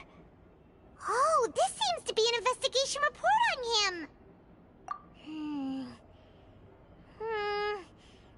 Yep, it's about finding someone to assassinate Jacques and Callus because of a lack of confidence that Jacques himself would go through with it. This should prove the existence of the third person, right? determines the exact content of the key information Callus has passed on to certain members of his organization. The old dog's a real menace to deal with. Even if he abides by the promise he's made to us, he will still have the upper hand. He can act whenever he wants to make our lives miserable. The only option left is to remove him from the picture entirely. I concur. Let's send someone to kill him. He won't declare... Oh, seems like we've got a bunch of correspondence between the higher-ups. They're all just so evil.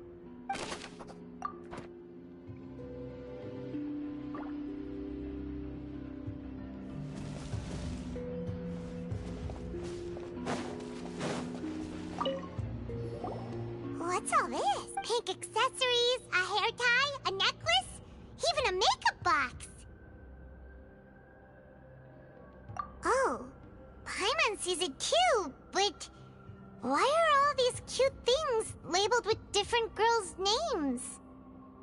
Huh? You mean the girls from the... And then they were... And all the boxes of things. These names. That means... Oh, this is terrible.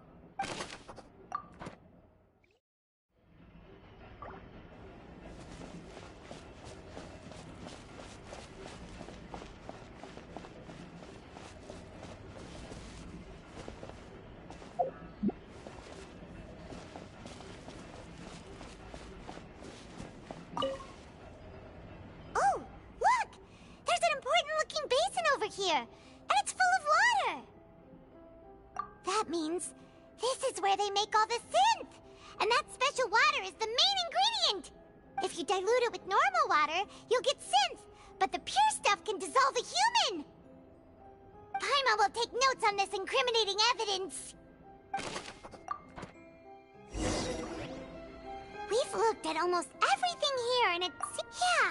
We haven't found anything that reveals his true identity! No wonder even Nervalette wasn't able to find anything. Whoever it is probably destroyed everything to do with that name a long time ago.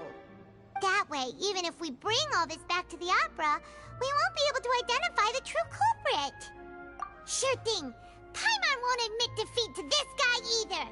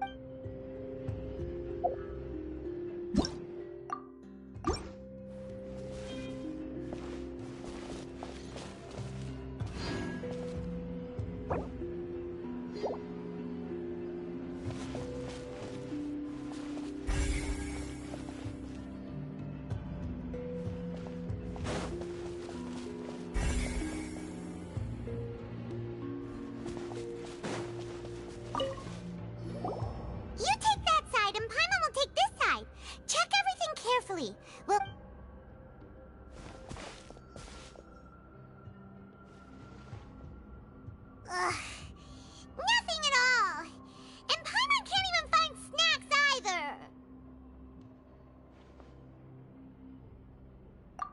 really?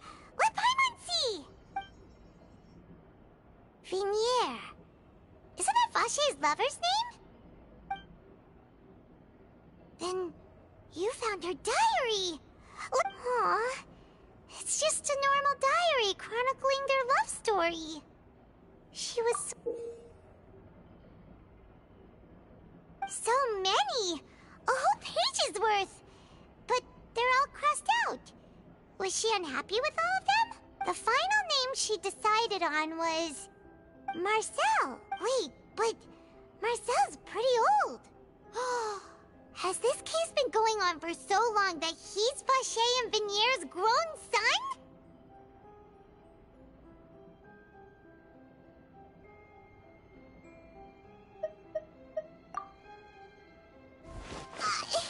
Hey!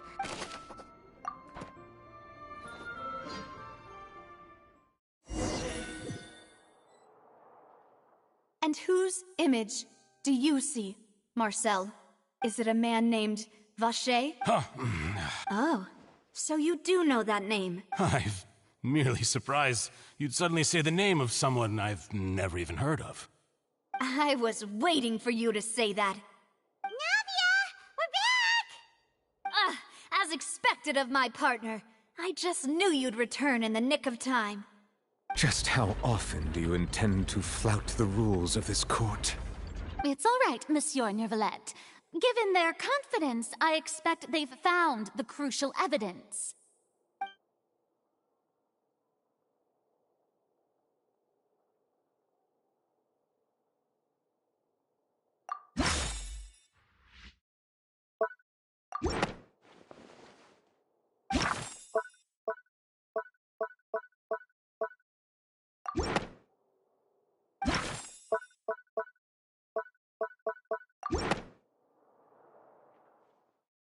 But the truth of it, Marcel, is that you've always been Vache.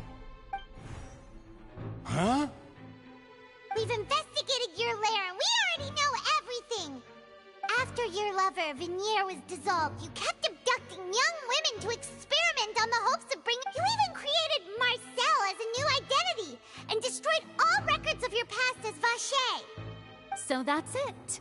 Even the villains in opera performances rarely go that far.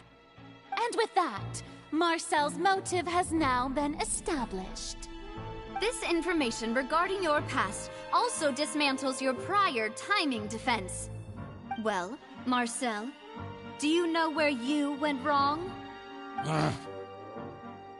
You fixated your gaze on the lover that passed away, instead of paying attention to the living people around you. So, you never noticed how we changed, or how we grew as individuals. You also never understood Boss's real expectations for his daughter. Or our determination to see things through. Your determination. Mr. Marcel, please speak up now if you would like to defend yourself. Do you really think I wanted to do any of this? Pay attention to you? What for? Have you ever paid attention to me? Ever empathized with my pain? Ever known how it feels to watch the love of your life dissolve right in front of your eyes? No one helped me. No one even believed me. All those decades ago, even the officers from the Maison Gardiennage were laughing at me. They said there's no way a human being can turn into water. So I must have gone mad from grief. Vignier's death was brushed away by all of you as if it didn't matter at all. Well, now you know, don't you? Ha! Well, it's too late now. All those who were dissolved are gone forever. You only have yourselves to blame. You set up this ornate opera house in pursuit of your so-called justice, your beloved drama, while turning a blind eye to the suffering of the people. Vignier is dead. We promised each other that we would always be together. Wherever she goes, I will follow. But I'm not from this blasted place, so I can't be dissolved, no matter what I do. Hey, I can't dissolve! Can't dissolve! Can't dissolve! Do you all see? I can't go, I can't follow. So if I can't go where she is, what choice do I have but to try to bring her back? I did all of that, and in the end, that accursed Callus still got the better of me. I spent my entire life living on pins and needles, only to get stabbed by his idiot daughter at the very end. The suspect is exhibiting signs of mental distress. Guards, please restrain him. Don't touch me! Don't anybody come near me! I still need to save Vignere. I promise. We made a promise. Vignere. Vignere. Please, Vignere. Don't think badly of me. All I want to do is fulfill our promise. At this point, the verdict of this trial is clear. With Mr. Marcel's conviction, the charges against Mr. Tartaglia no longer have any basis. Fine by me. I was in a bad mood, but after a show like that, I'm actually feeling pretty good. Traveler, please submit all the evidence you have collected to the guards, so that I might review and summarize the truth behind the serial disappearances case. The man now known as Marcel was originally named Vacher and worked as an adventurer with his partner and lover Vignere. During an underwater expedition, Vignere accidentally came into contact with water from the primordial sea and was dissolved in front of Vacher as a result. Vacher learned of the primordial water's existence through the work of others and began to kidnap young women for research, with the goal of discovering a method to restore Vignere back to life. To cover his tracks, he invented the new alias of Marcel and began to operate a business in Poisson. During the course of his research, Vacher discovered that a diluted concoction of water from the primordial sea can induce feelings of euphoria, and began to manufacture and market synth. However, as he accumulated wealth to fund his continued research and expanded the scope, he came into conflict with Spina di Rosula. After exchanging blows with Spina di Rosula for many years, Vacher decided to assassinate their president Callus at a banquet. Although the assassination did not go as Vacher expected, he was able to turn Callus into the murder suspect by dissolving the assassin he sent to the scene. And just recently, Vacher attempted to frame Linny as the culprit of the serial disappearances case, using a similar method. However, his attempt to frame Linny failed, and the power of water from the primordial sea became public knowledge. This case also exposed enough of Vacher's machinations that he was eventually successfully charged in court. Thus concludes the enigmatic history of the serial disappearances case, with the truth revealed to all.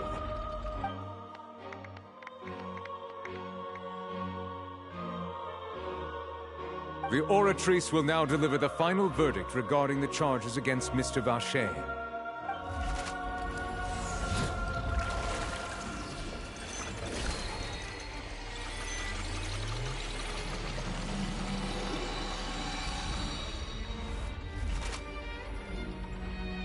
According to the judgment of the Oratrice Mécanique d'Analyse Cardinale, Mr. Vacher is guilty. Guards! Take Vacher away. Good. It's what he deserves. With that, the serial disappearances case is over now. We really just witnessed history. Who would have thought the true culprit would be such a polite and well-spoken guy? Yippee! We helped Navia bring the bad guy to justice! He's hurt so many innocent people and now he's finally getting what he deserves! Huh? Are you okay? Demoiselle, you were absolutely brilliant. The day our late boss had always hoped for has finally come. You can rest easy now, knowing justice has been served. Yeah. It's finally over. It's all thanks to you guys. And my partner. See, Papa? Spina di Rosula's still doing well with me at the helm. Well now, hasn't this been a most delicious piece of drama? The villain has been caught, justice has been served, past wrongs have been righted, and it's a big ol' happy ending. Since it's been such a great show, I'll just let the false accusations against me slide. Either way, I've still got some business to attend to. So, if you'll excuse me...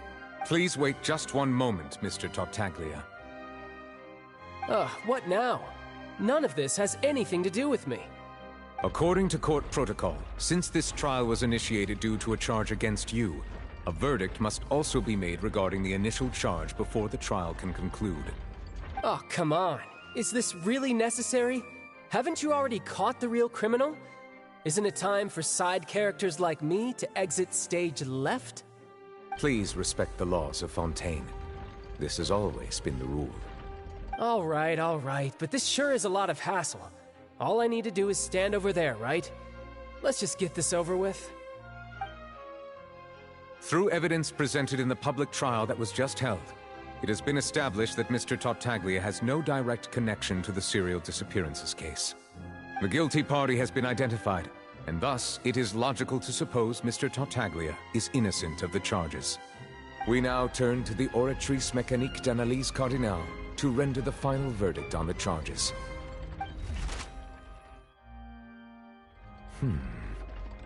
According to the judgment of the Oratrice Mécanique d'Analyse Cardinale, Mr. Tartaglia is guilty. What? Hey! That's not funny! Didn't you just say I'm supposed to be innocent? What's with this verdict? Is your justice machine malfunctioning? Huh? This has never happened before. The Oratrice actually returned a different verdict from the Chief Justice. I mean, have you ever heard of an innocent Fatui Harbinger? Do you think the Oratrice might have just convicted him on general principle? But weren't the charges about the serial disappearances case?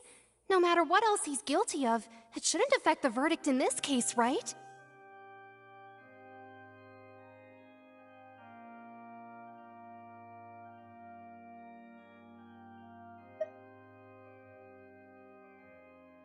The judgment of the Oratrice Mécanique d'Analyse Cardinale is, by law, the final verdict of the court. We must accept the guilty verdict. Guards, please take the suspect into custody per court protocol.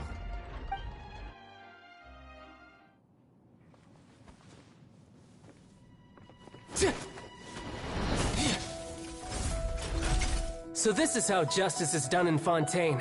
What a joke. You've got your rules. Well, I've got mine too!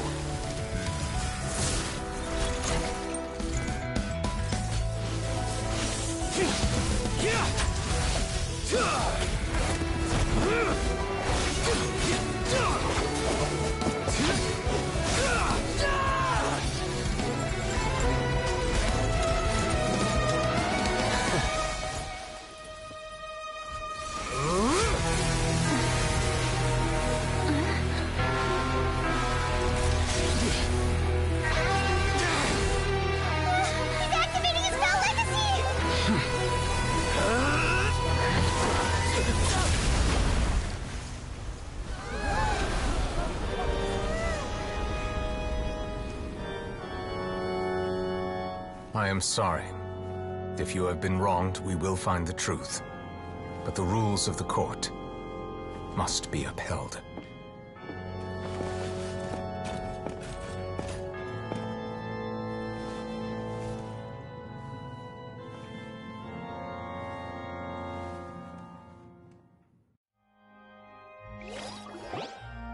Hey, Monsieur Nouvelette, what's going on?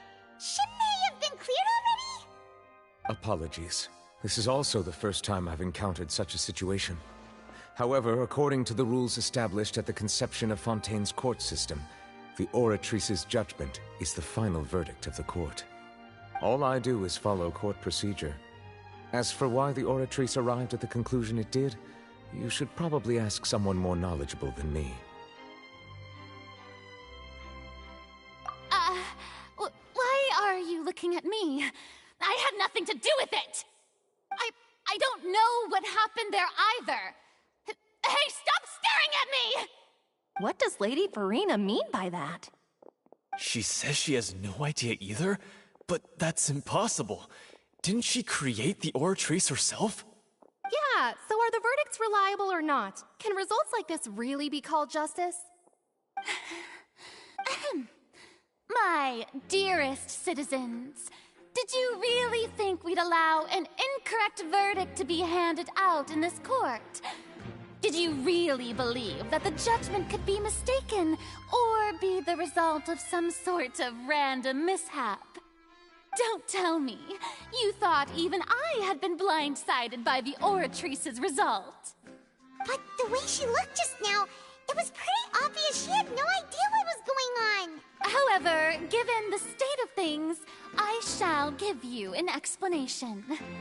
Everything that just took place, including my supposed shock and bafflement, was a part of an elaborate performance, with every action meant to stir up drama and excitement. And, of course, for every performance there is a script. Everything has unfolded exactly as I expected from the very beginning. If you thought Child had nothing to do with the serial disappearances case, it is only because you've been blinded by the superficial appearance of innocence. Everything he's done, not to mention the danger he poses, are beyond ordinary comprehension and completely unforgivable. All shall be revealed in time. You will come to understand my noble intentions, as well as the absolute correctness of the Oratrice's verdict.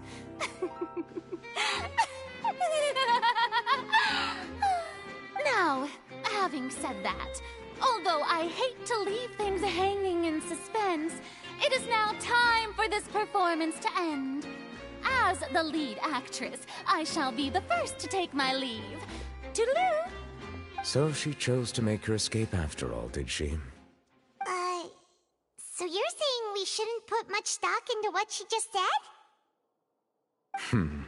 She probably just put on that performance to save face. As for the truth, it's unlikely that she actually has any idea.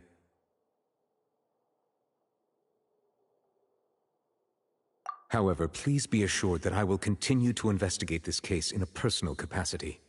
Just as I promised, if the judgment has been incorrect, we will do our utmost to clear his name. All right. Even though we feel pretty badly for him, we'll take your word for it for now. After all, he's done plenty of bad stuff, so he should have known he'd go to prison someday, right?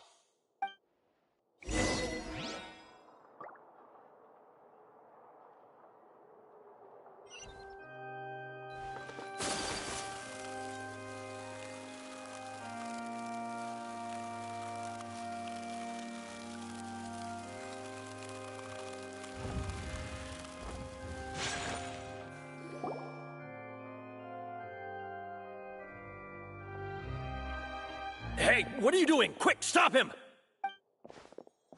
Traveler! Hey! Traveler! Marcel! What are you doing over here? Stop resisting arrest! Cease, or we'll add another charge to the list! No, wait! I just want to ask the Traveler something. I'm not looking to run away. Please, just let me ask this one small thing. Go on. Thank you. I was being led away when I finally realized something. Where did you first hear the name Vacher? I erased all records of that name. So, unless... Are you still trying to prove your innocence? Give it up. You've already been convicted. Really? You did? You're sure? You met her? But how could that be? How did you manage to do it?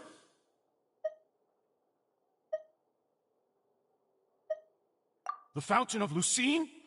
Then she's been so close to me all along. And I just never... Please give me a chance to talk to her again. Just let the Traveler take me to the fountain to see her one last time. This is the last request I'll ever make in my life. You can do whatever you want to me afterwards. I don't care. What? Give an inch and you want to take a mile? Do you think serial killers get to make requests like that? Paimon agrees.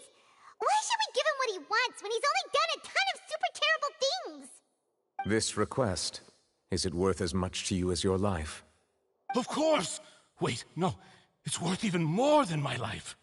Humans. Will they betray the instinct to live just to satisfy spiritual needs? Very well. I will grant your request. Your Honor, I fear that... I will go with him. You do not need to worry about any escape.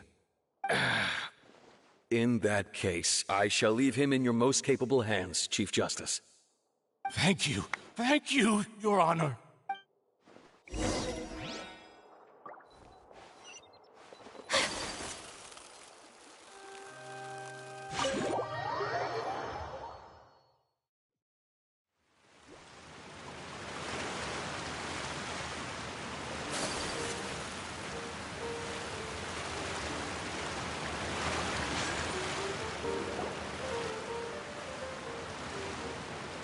Is this the place?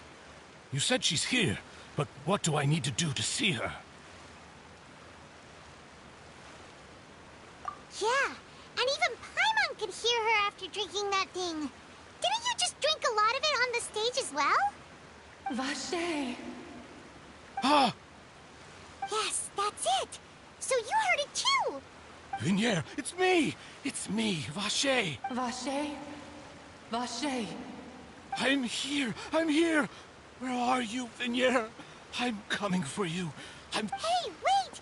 Be careful!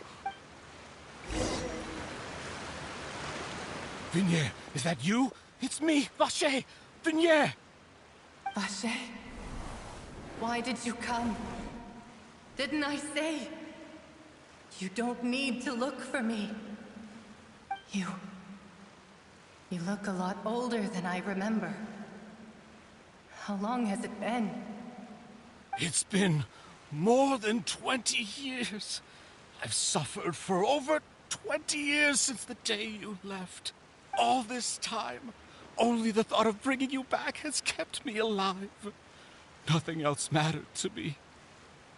I must be dreaming. Who would have thought I'd get the chance to tell you all of my feelings like this? Vinier, you are my everything. I really don't know how I could live without you. But Vache, if you ask me, this world would be better off without you. What are you saying? If not for you, I would have finished my law degree and probably become a top-tier attorney one day. If not for you, I would have continued to pursue my love of the arts, and my works would have been displayed in the Palais Mermonia itself. If not for you, I would at least have been able to take care of my mother. And she would not have grown old and died alone, with nothing but the tears on her cheeks. It's all because of your selfishness, Vache. It's all because of you. You... Wait, you are not Vinier. Who are you? You're right. I am not Vinier. I am the sacrifices. Every woman who died by your hand, as our bodies dissolved, our consciousnesses flowed back to the primordial sea. Our thoughts circulated endlessly within the primordial sea, and we were no longer individuals, but we became one. Just as streams of water come together in the sea. I'm Cressy. I'm Lemony. I'm Azine. The only one I am not is Vinier. Why? But then, where is Vinier? She doesn't want to see you anymore. Every tendril of her consciousness is avoiding you. This is what you get for your selfishness. Your selfishness robbed us of our lives and our futures. You said time and time again that you'd do any and everything for her. But did you ever consider whether she'd want to see you do the things that you did? If she would despise you for what you became?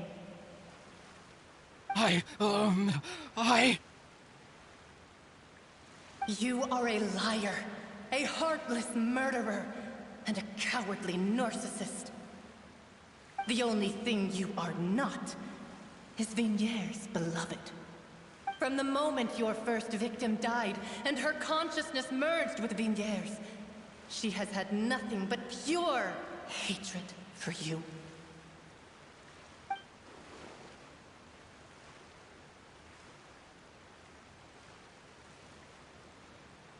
No! Yeah! She can't hate me.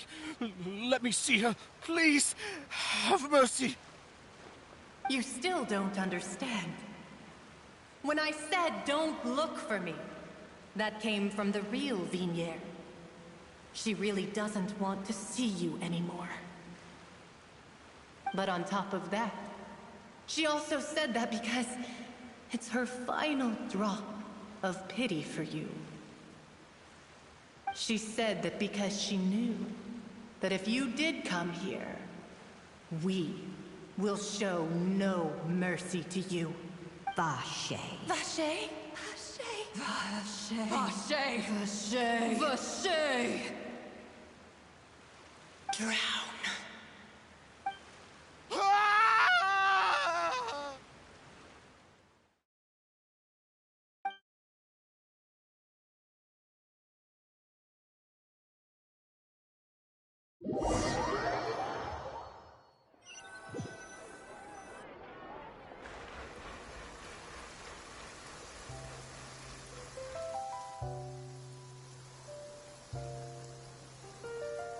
Finally, we have some time to do shopping. Gosh, it's really been a long time since we've been able to relax. Huh. Well met, partner. I knew something great was going to happen when I woke up in such a good mood today. Even this weather can't put a damper on the demoiselle's mood. It's a pleasure to see you both again. Oh, hey, Navia! It's been a few days. Paimon's already started to miss you. Oh, now that I believe. I'm easy to work with and always bring home the bacon. Who wouldn't treasure having a partner like me? Sounds like you're really enjoying life these days, Navia. What? It's just been one thing after the other. I've been making non-stop trips between Poisson and the court since then. Everyone from Spina di Rosula organized a memorial for my father. We never held a memorial when he first died, since everyone knew that even if we held one back then, no one was going to come. This time, though, everyone in Poisson, and even many people from the court, all attended. So his name's definitely been cleared now. That's what we like to hear. It's been the dearest wish of Demoiselle all along. That blasted stubborn fool. I was right to put my faith in him.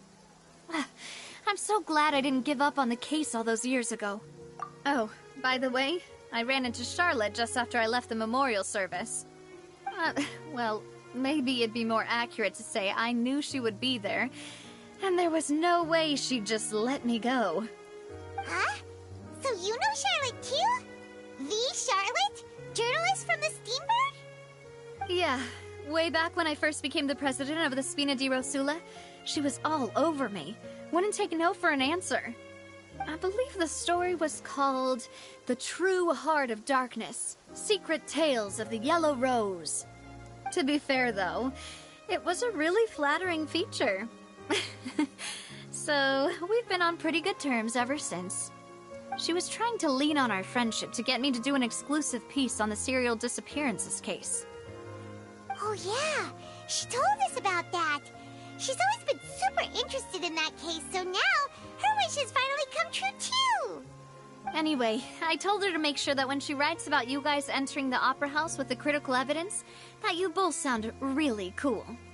Now that's another thing to look forward to. We trust Charlotte's skills with a pen for sure. Oh, and in other news, I also took Clarande out for a meal. Oh, are you two on better terms now? while you were investigating Vashey's headquarters, Clorinde gave testimony on my father's behalf. It was thanks to her that we were able to turn the tide. I wanted to thank her. I mean, there's also no point in being awkward all the time, so we took the chance to reconcile with each other. Oh, that's great! Paimon also thought Clorinde wasn't actually a bad person. It's always good to have more friends. Anyway, now that the case has finally been solved, perhaps it will slowly begin to fade from the public consciousness. Oh, actually, there's still one last thing I need to do. What is it? I should pay a visit to my father's grave, and tell him the truth of what happened, as well as how it all ended. And on top of that, just how much people still look up to him, to this day. That includes me. Miss Navia. Indeed. We want to go too! We also think Callus is a really admirable person. Sure thing. I'd like you two to share the moment with me. After all, without you, there might not have been such a positive ending. And in that case, everyone, let's be off. Considering the recent weather, we'll be lucky if we can reach Poisson before dark. Yeah, you're right. It's been raining non-stop for a few days now.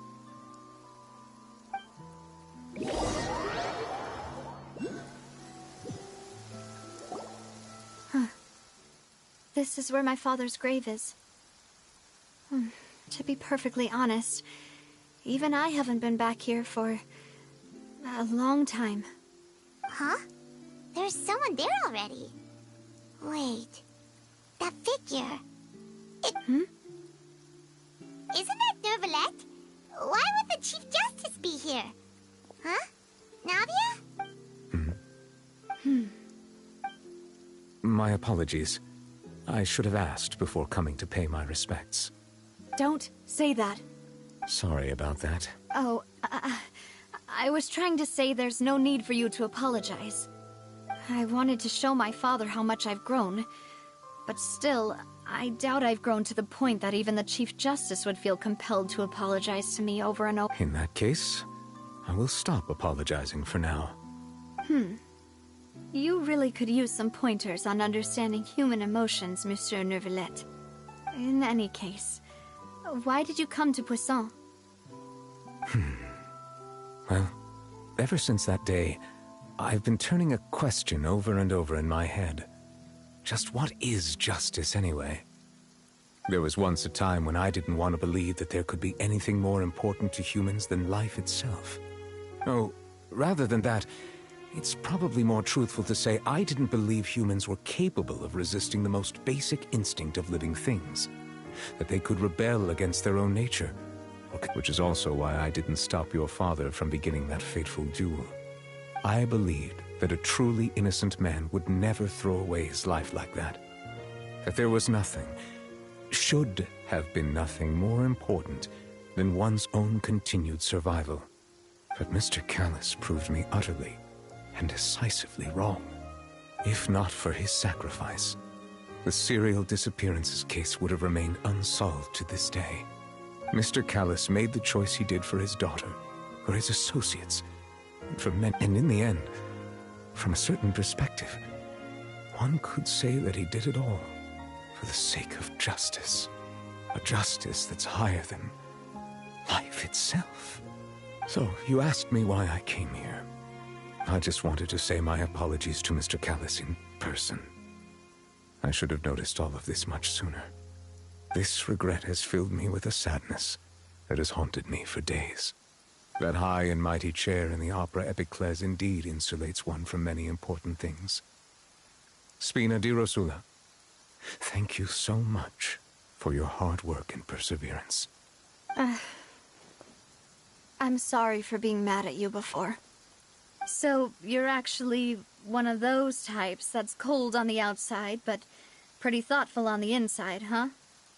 That reminds me of Silver, one of my guys. Sorry about that. Self-expression is not one of my strong suits. Didn't I just say you don't need to apologize? Ah, so Navia and Neuvillette seem to have made their peace as well. Let's not disturb them for now. We can wait till after they're done.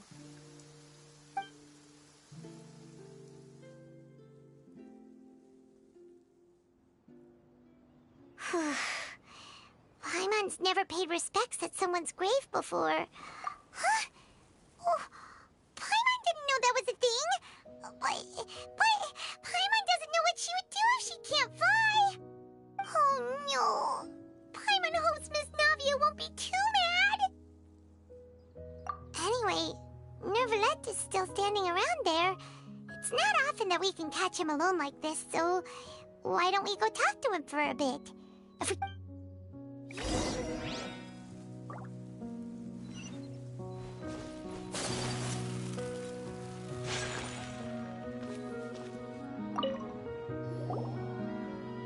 Oh, it's you two. Did Miss Navia invite you to come pay your respects to her father? Mm-hmm. We ran into Navia on the streets today, so we just followed her here. I see, I see. Then is there something that I can help you with? Well, it's pretty hard to run into you like this, since you're usually super busy. So we figured we could try to ask you a few questions, if that's okay. Please feel free. Though outsiders, you helped us solve one of the greatest mysteries in Fontaine, and it would be my pleasure to return the favor.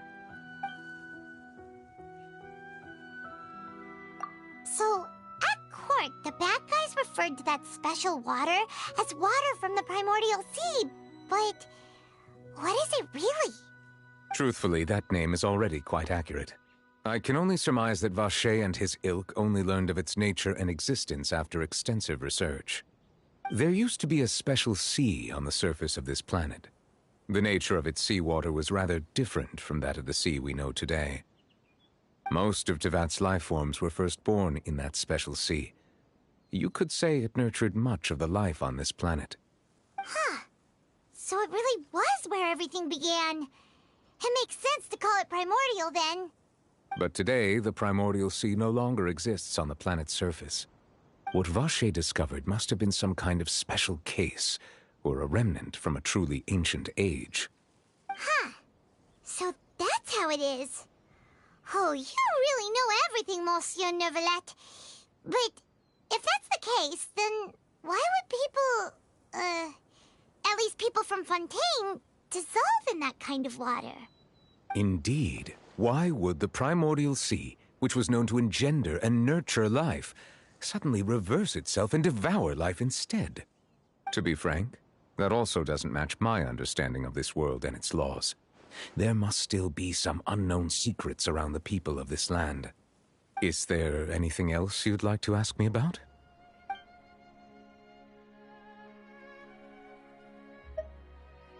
That the sea levels will rise and everyone will be dissolved in water, leaving Farina crying alone on her throne, but the sins of the people will be finally washed away for good.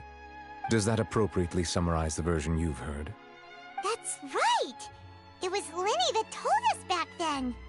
And that about covers all the main points. Yes, up to the present, I think we reached a point where we have no choice but to confront this prophecy directly. Rumors have it that this prophecy is rooted in the last words the former Hydro Archon left to the world before she passed away. A prophecy? Of the former Hydro Archon? Wow. This is the first time that we've ever heard of it.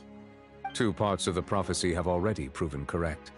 The rising sea levels and the ability of the people of Fontaine to be dissolved. We should be more vigilant and stay on the watch for further signs. Speaking of the prophecy, Farina has also always taken it quite seriously. Indeed, she has been collecting information and intelligence from across Tevat for this purpose. If the rumors were true, then perhaps this prophecy is the conundrum left to Farina by her predecessor. But with Farina being the way she is, can we really trust her to solve it? Is there anything else you'd like to ask me about? My apologies. My investigation has still not reached its conclusion.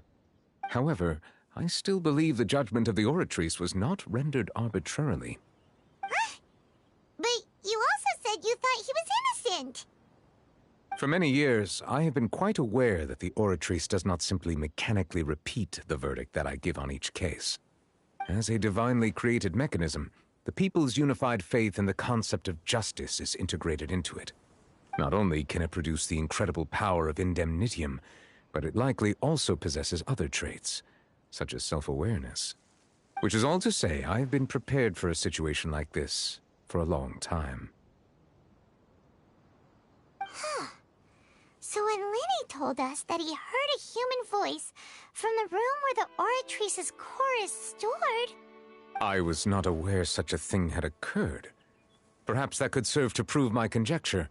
I will add that to the list of items to investigate. In any case, I am inclined to believe that the Oratrice does have a methodology all its own. We just do not have enough information. Based on Farina's reaction, I doubt even she had any idea what was going on. She managed to bluff her way through it, though, with her time-tested twin tricks of bravado and drama. While we do intend to get to the bottom of this, for now, we regret to say that the Fatui Harbinger will just have to bide his time in the fortress of Meripede. If we did incorrectly convict him of crimes he did not commit, we will most certainly compensate him to the fullest extent allowed by the law. If you ask Paimon, the only compensation he'll want is a no-holds-barred fight with you. Is there anything else you'd like to ask me about? Your sibling, another blonde-haired traveler. I'm sorry, but I've never seen anyone who matches that description.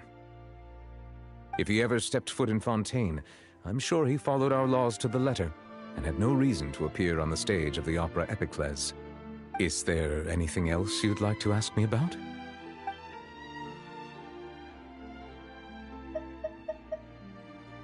Very well. It was my honor to provide you with what answers I could. I very much enjoyed conversing with you. It will soon be time for me to leave this blissful tranquility behind and return to Palais Memoria. You really are super busy, Monsieur Neuvillette. Paimon thought you only came here to pay your respects today because you had the day off.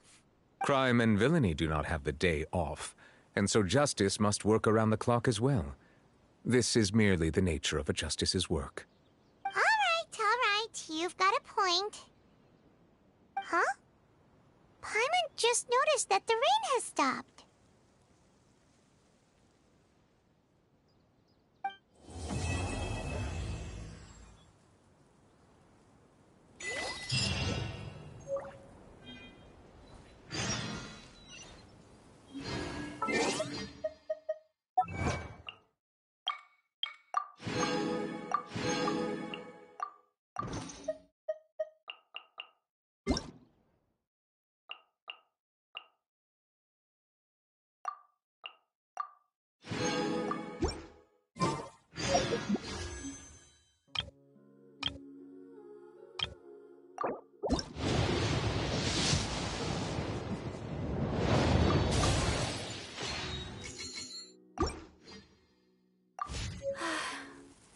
I only wish life could be as leisurely as this a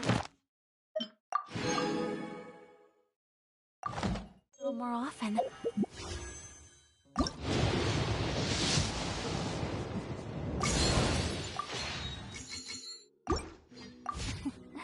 How greedy of me.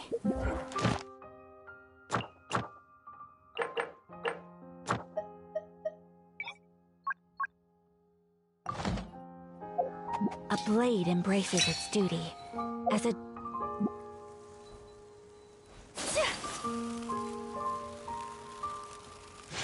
Take flight!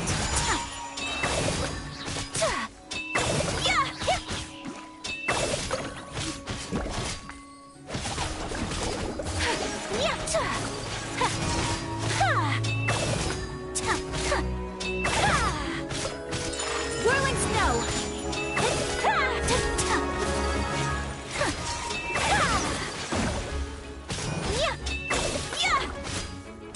Take flight! Collecting more... Was it...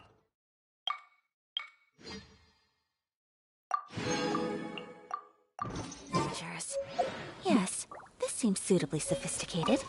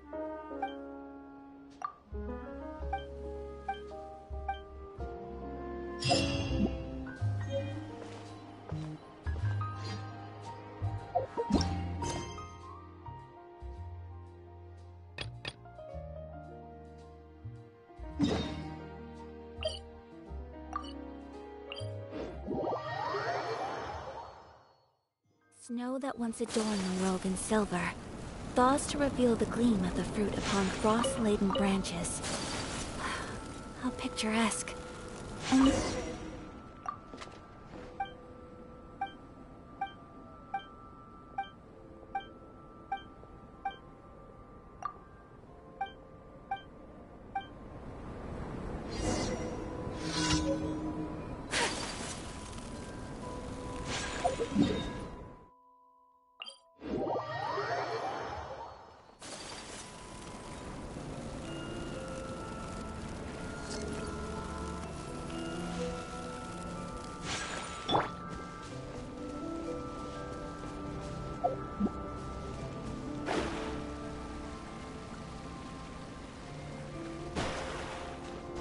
scry the sky.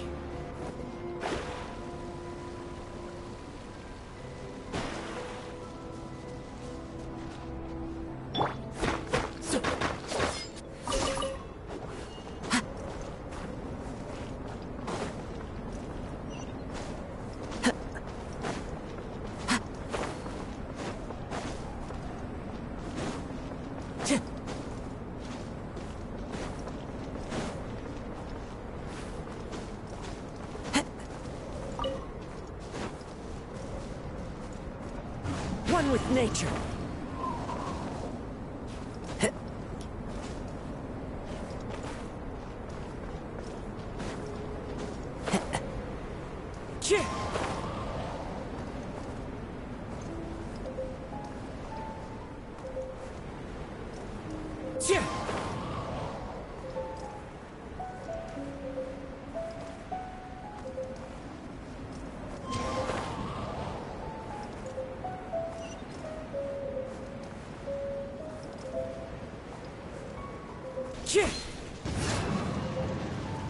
Time to go.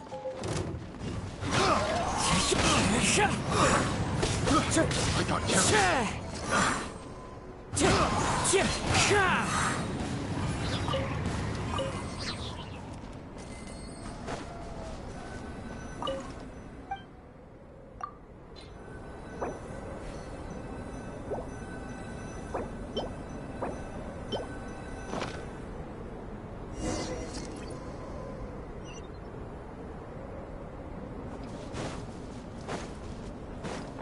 Time to go.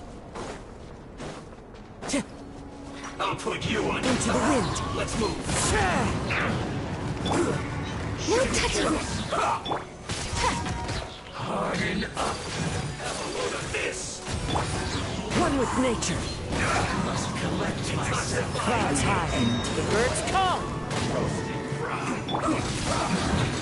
This isn't kindness. This one's well done. An unfortunate fault.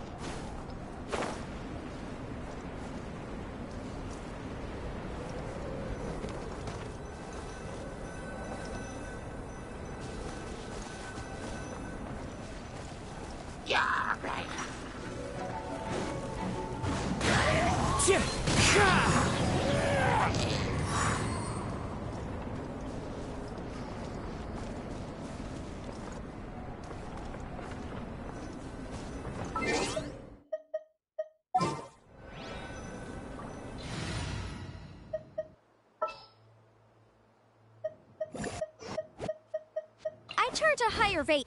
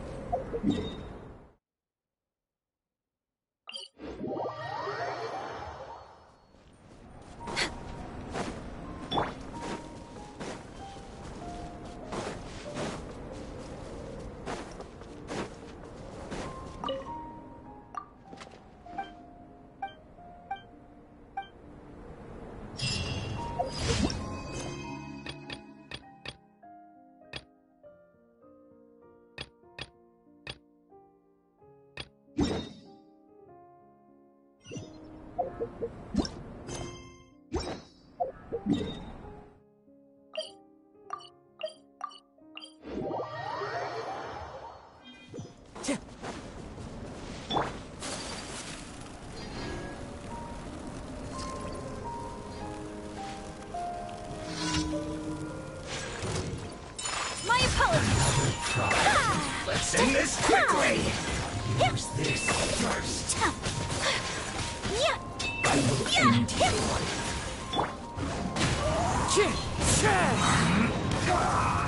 Access denied.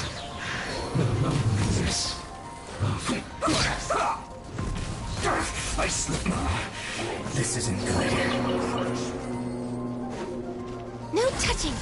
Flash Frost! The wind knows me. It's time for a flash for frozen food. One with nature. Oh no! Take flight. Disgusting.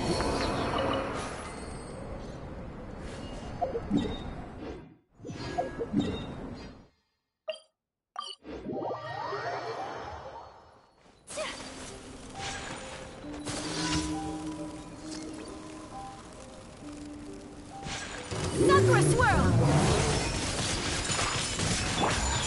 As one with wind and cloud. The wind knows me.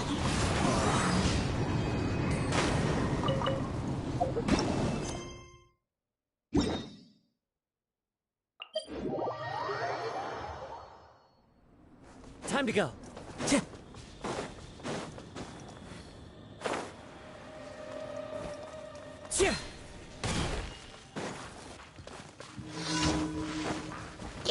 Into the wind. My apologies. So rude. One with nature.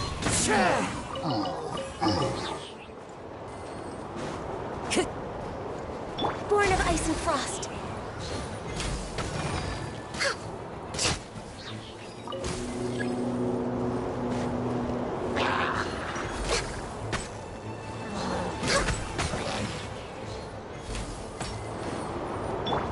Into the wind.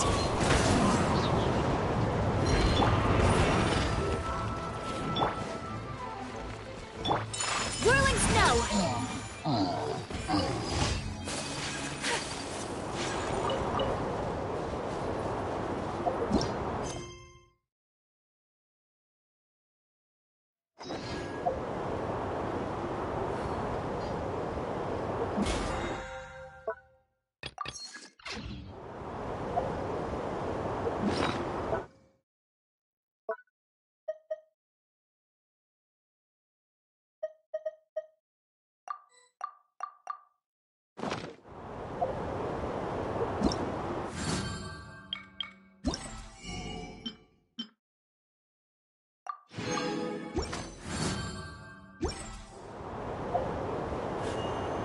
A blade embraces its duty. As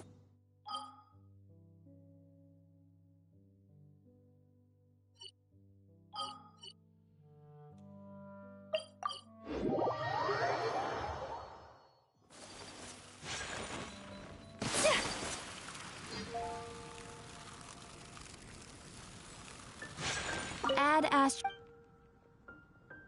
Thank you for complete.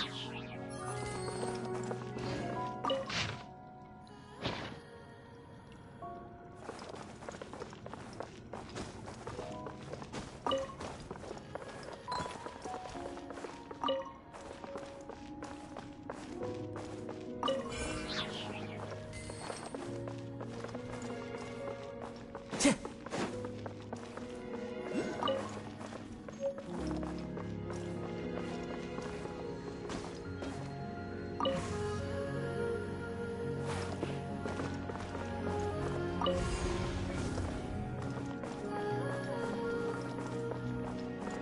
Strider!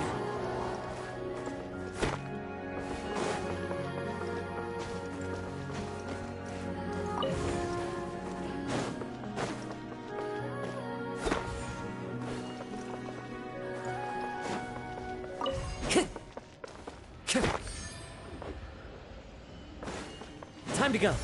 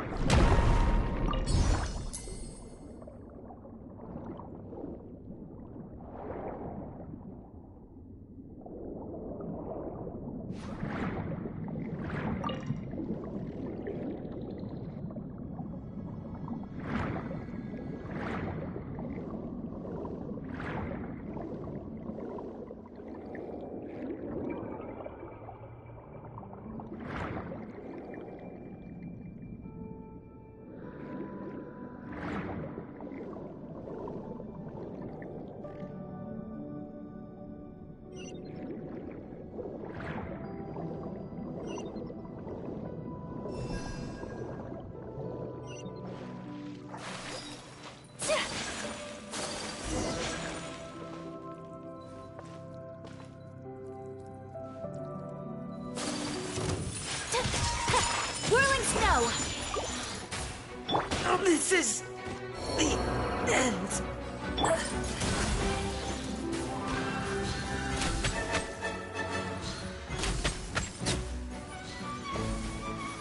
We're way behind schedule.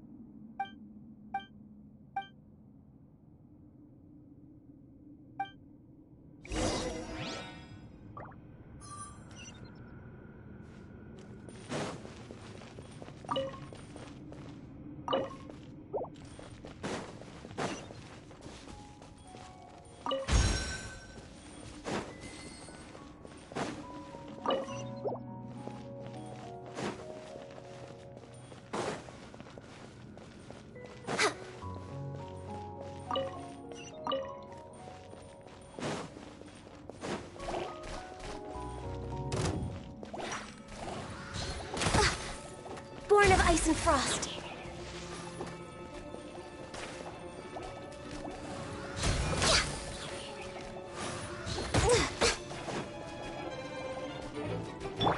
My apologies.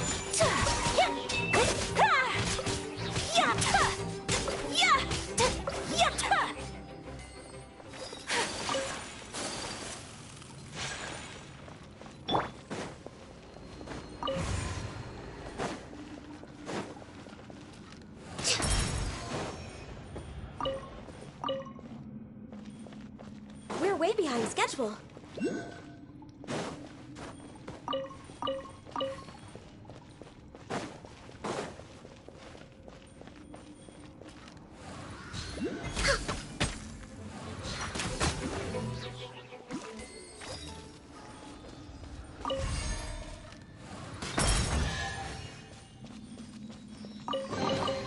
There's nothing wrong with reaping a reward every now and then.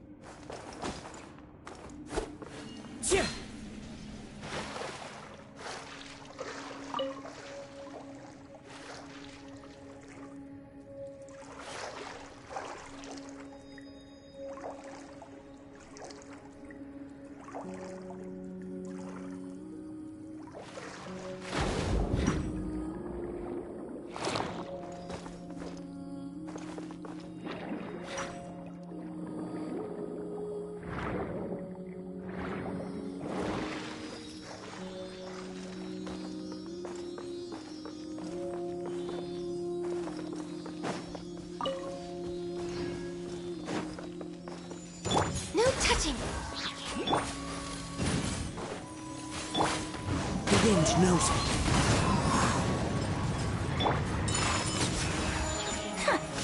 Yeah! I shall treasure this good fortune.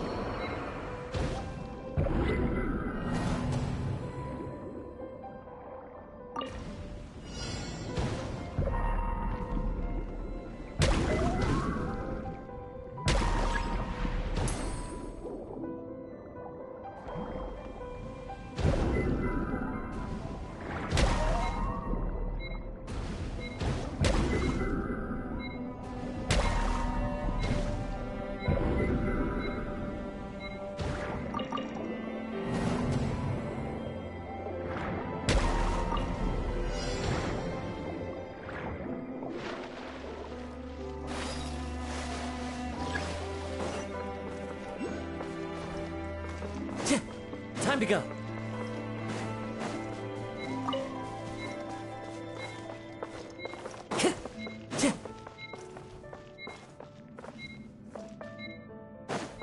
Time to go.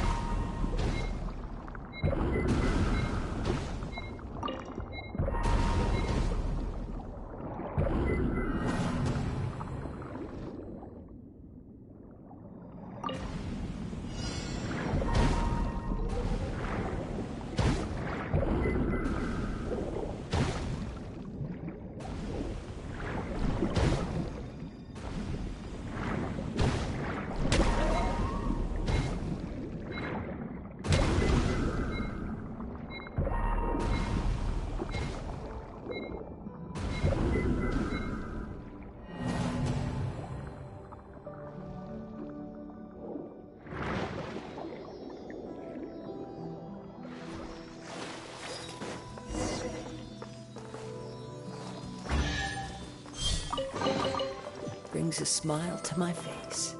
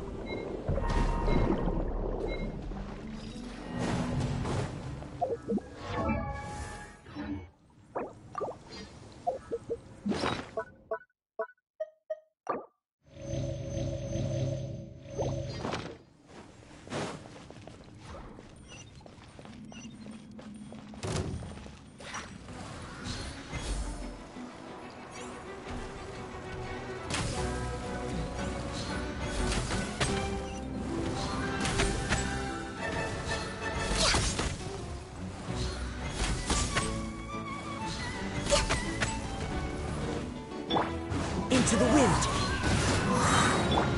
Whirling snow!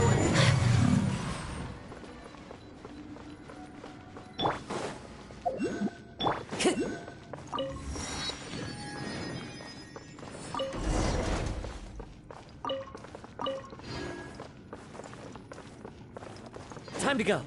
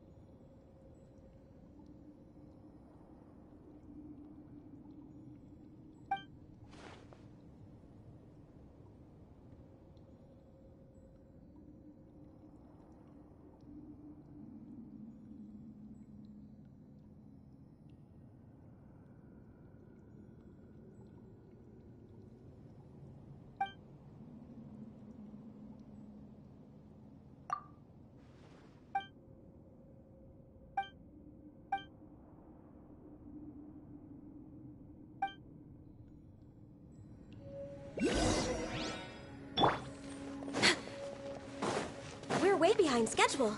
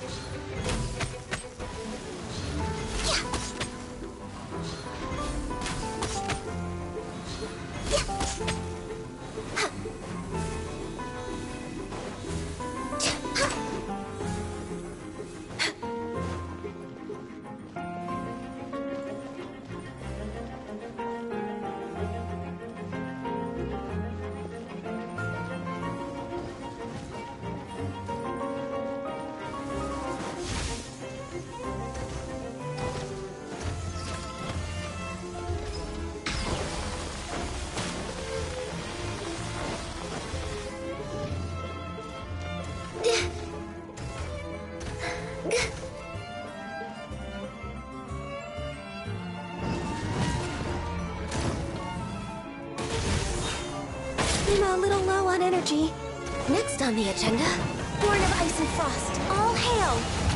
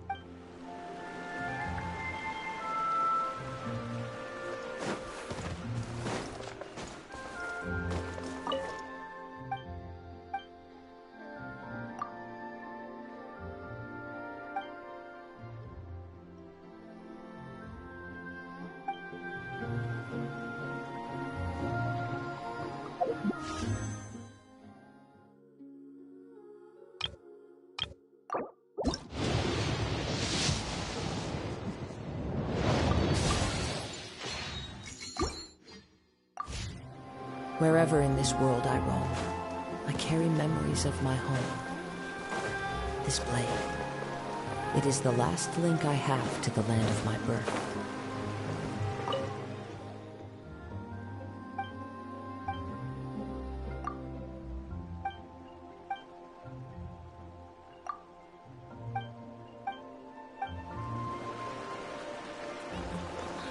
I can't spend another second in this village.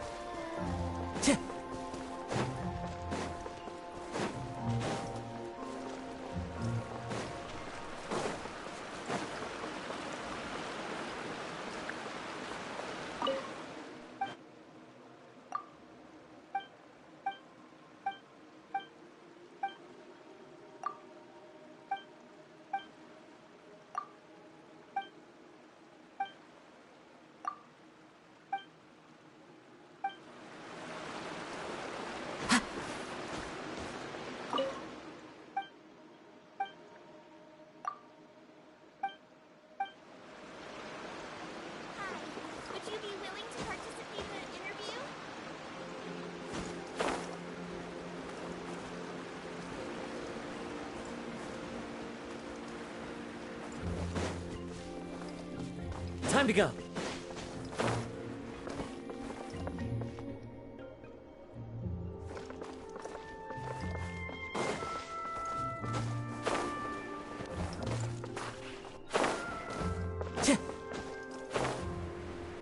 Time to go.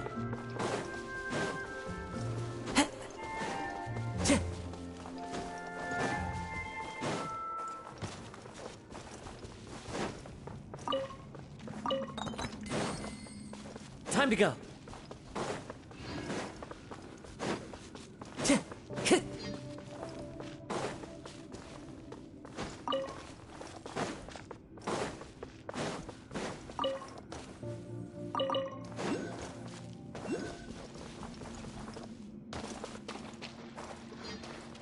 Time to go.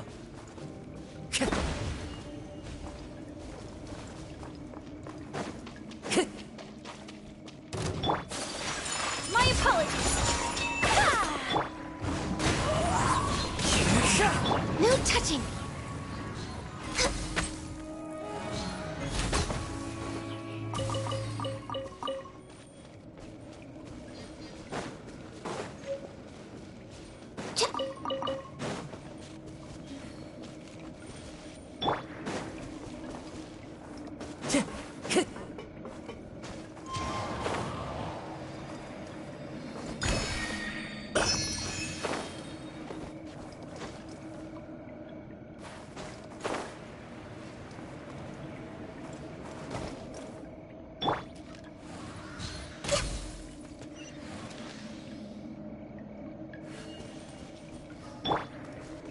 The wind knows me.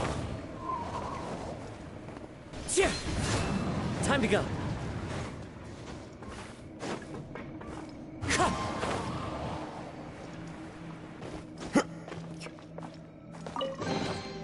Who says there aren't benefits to a life of wandering?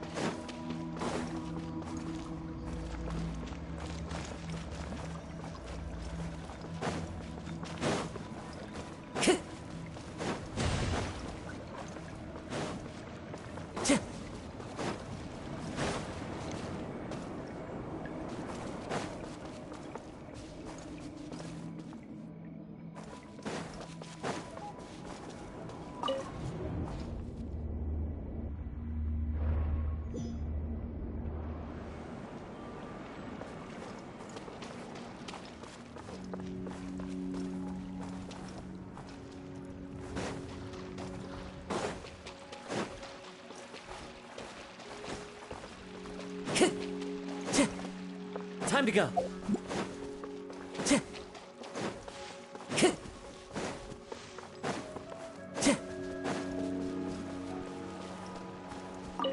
Time to go.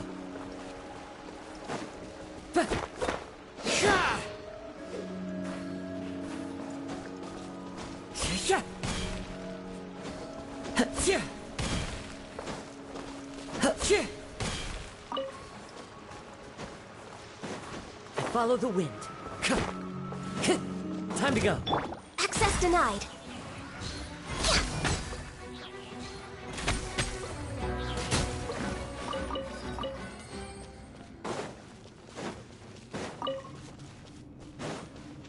Healthy.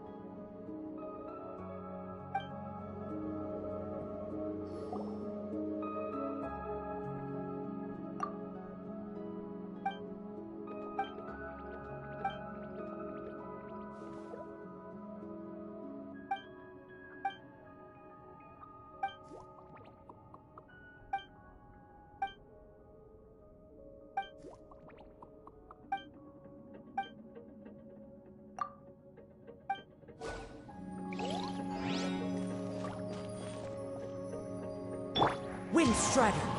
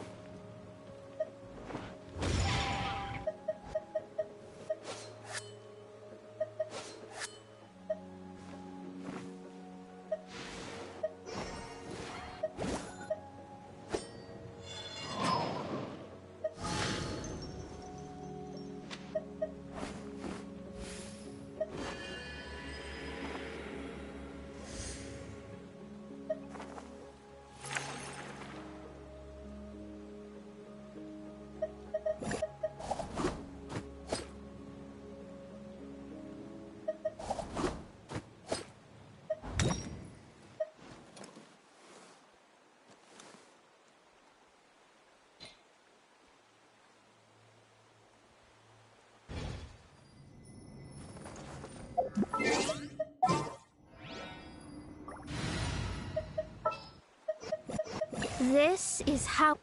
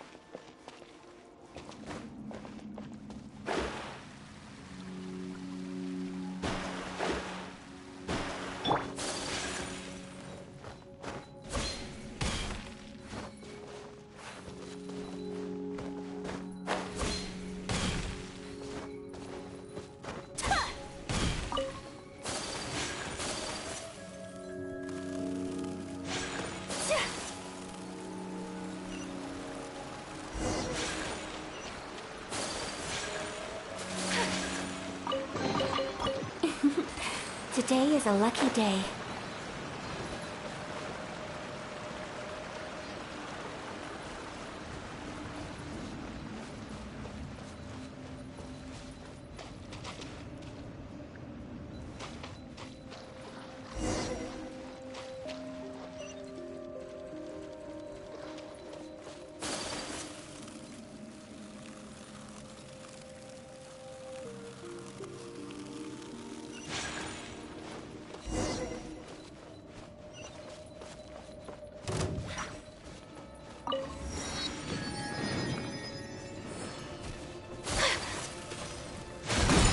Flight! Embrace the ice!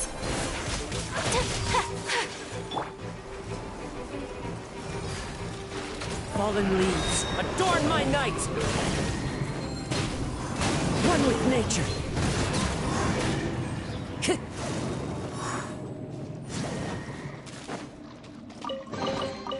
Who says there aren't benefits to a life of wandering?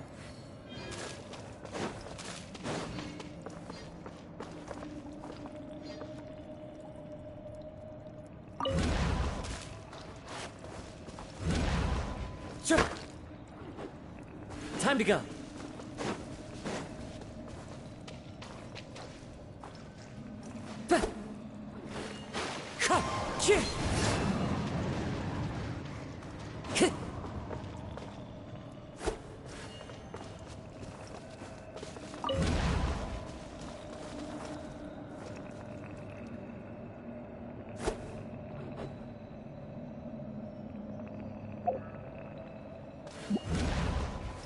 Time to go.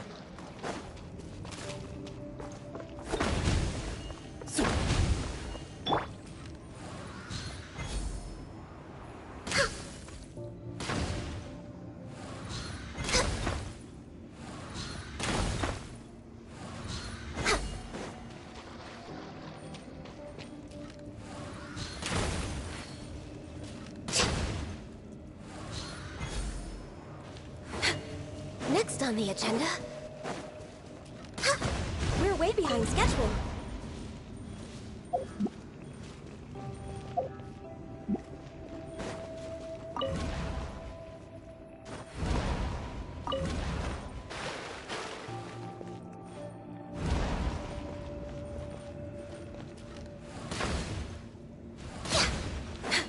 We're way behind schedule.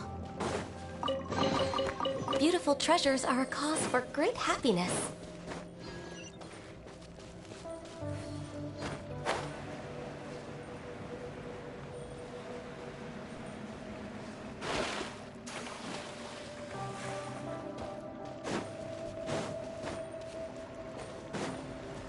No touching!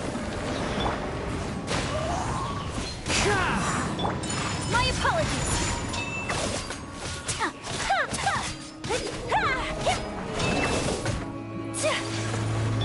Access denied. For Rex Lapis. Wind strike. Clouds high. The birds come.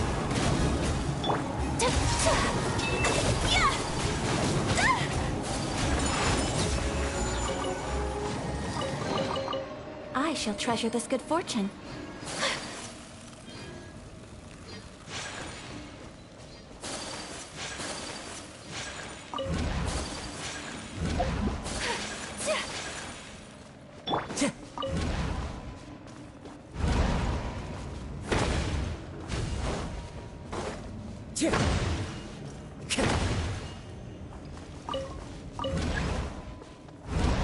Time to go.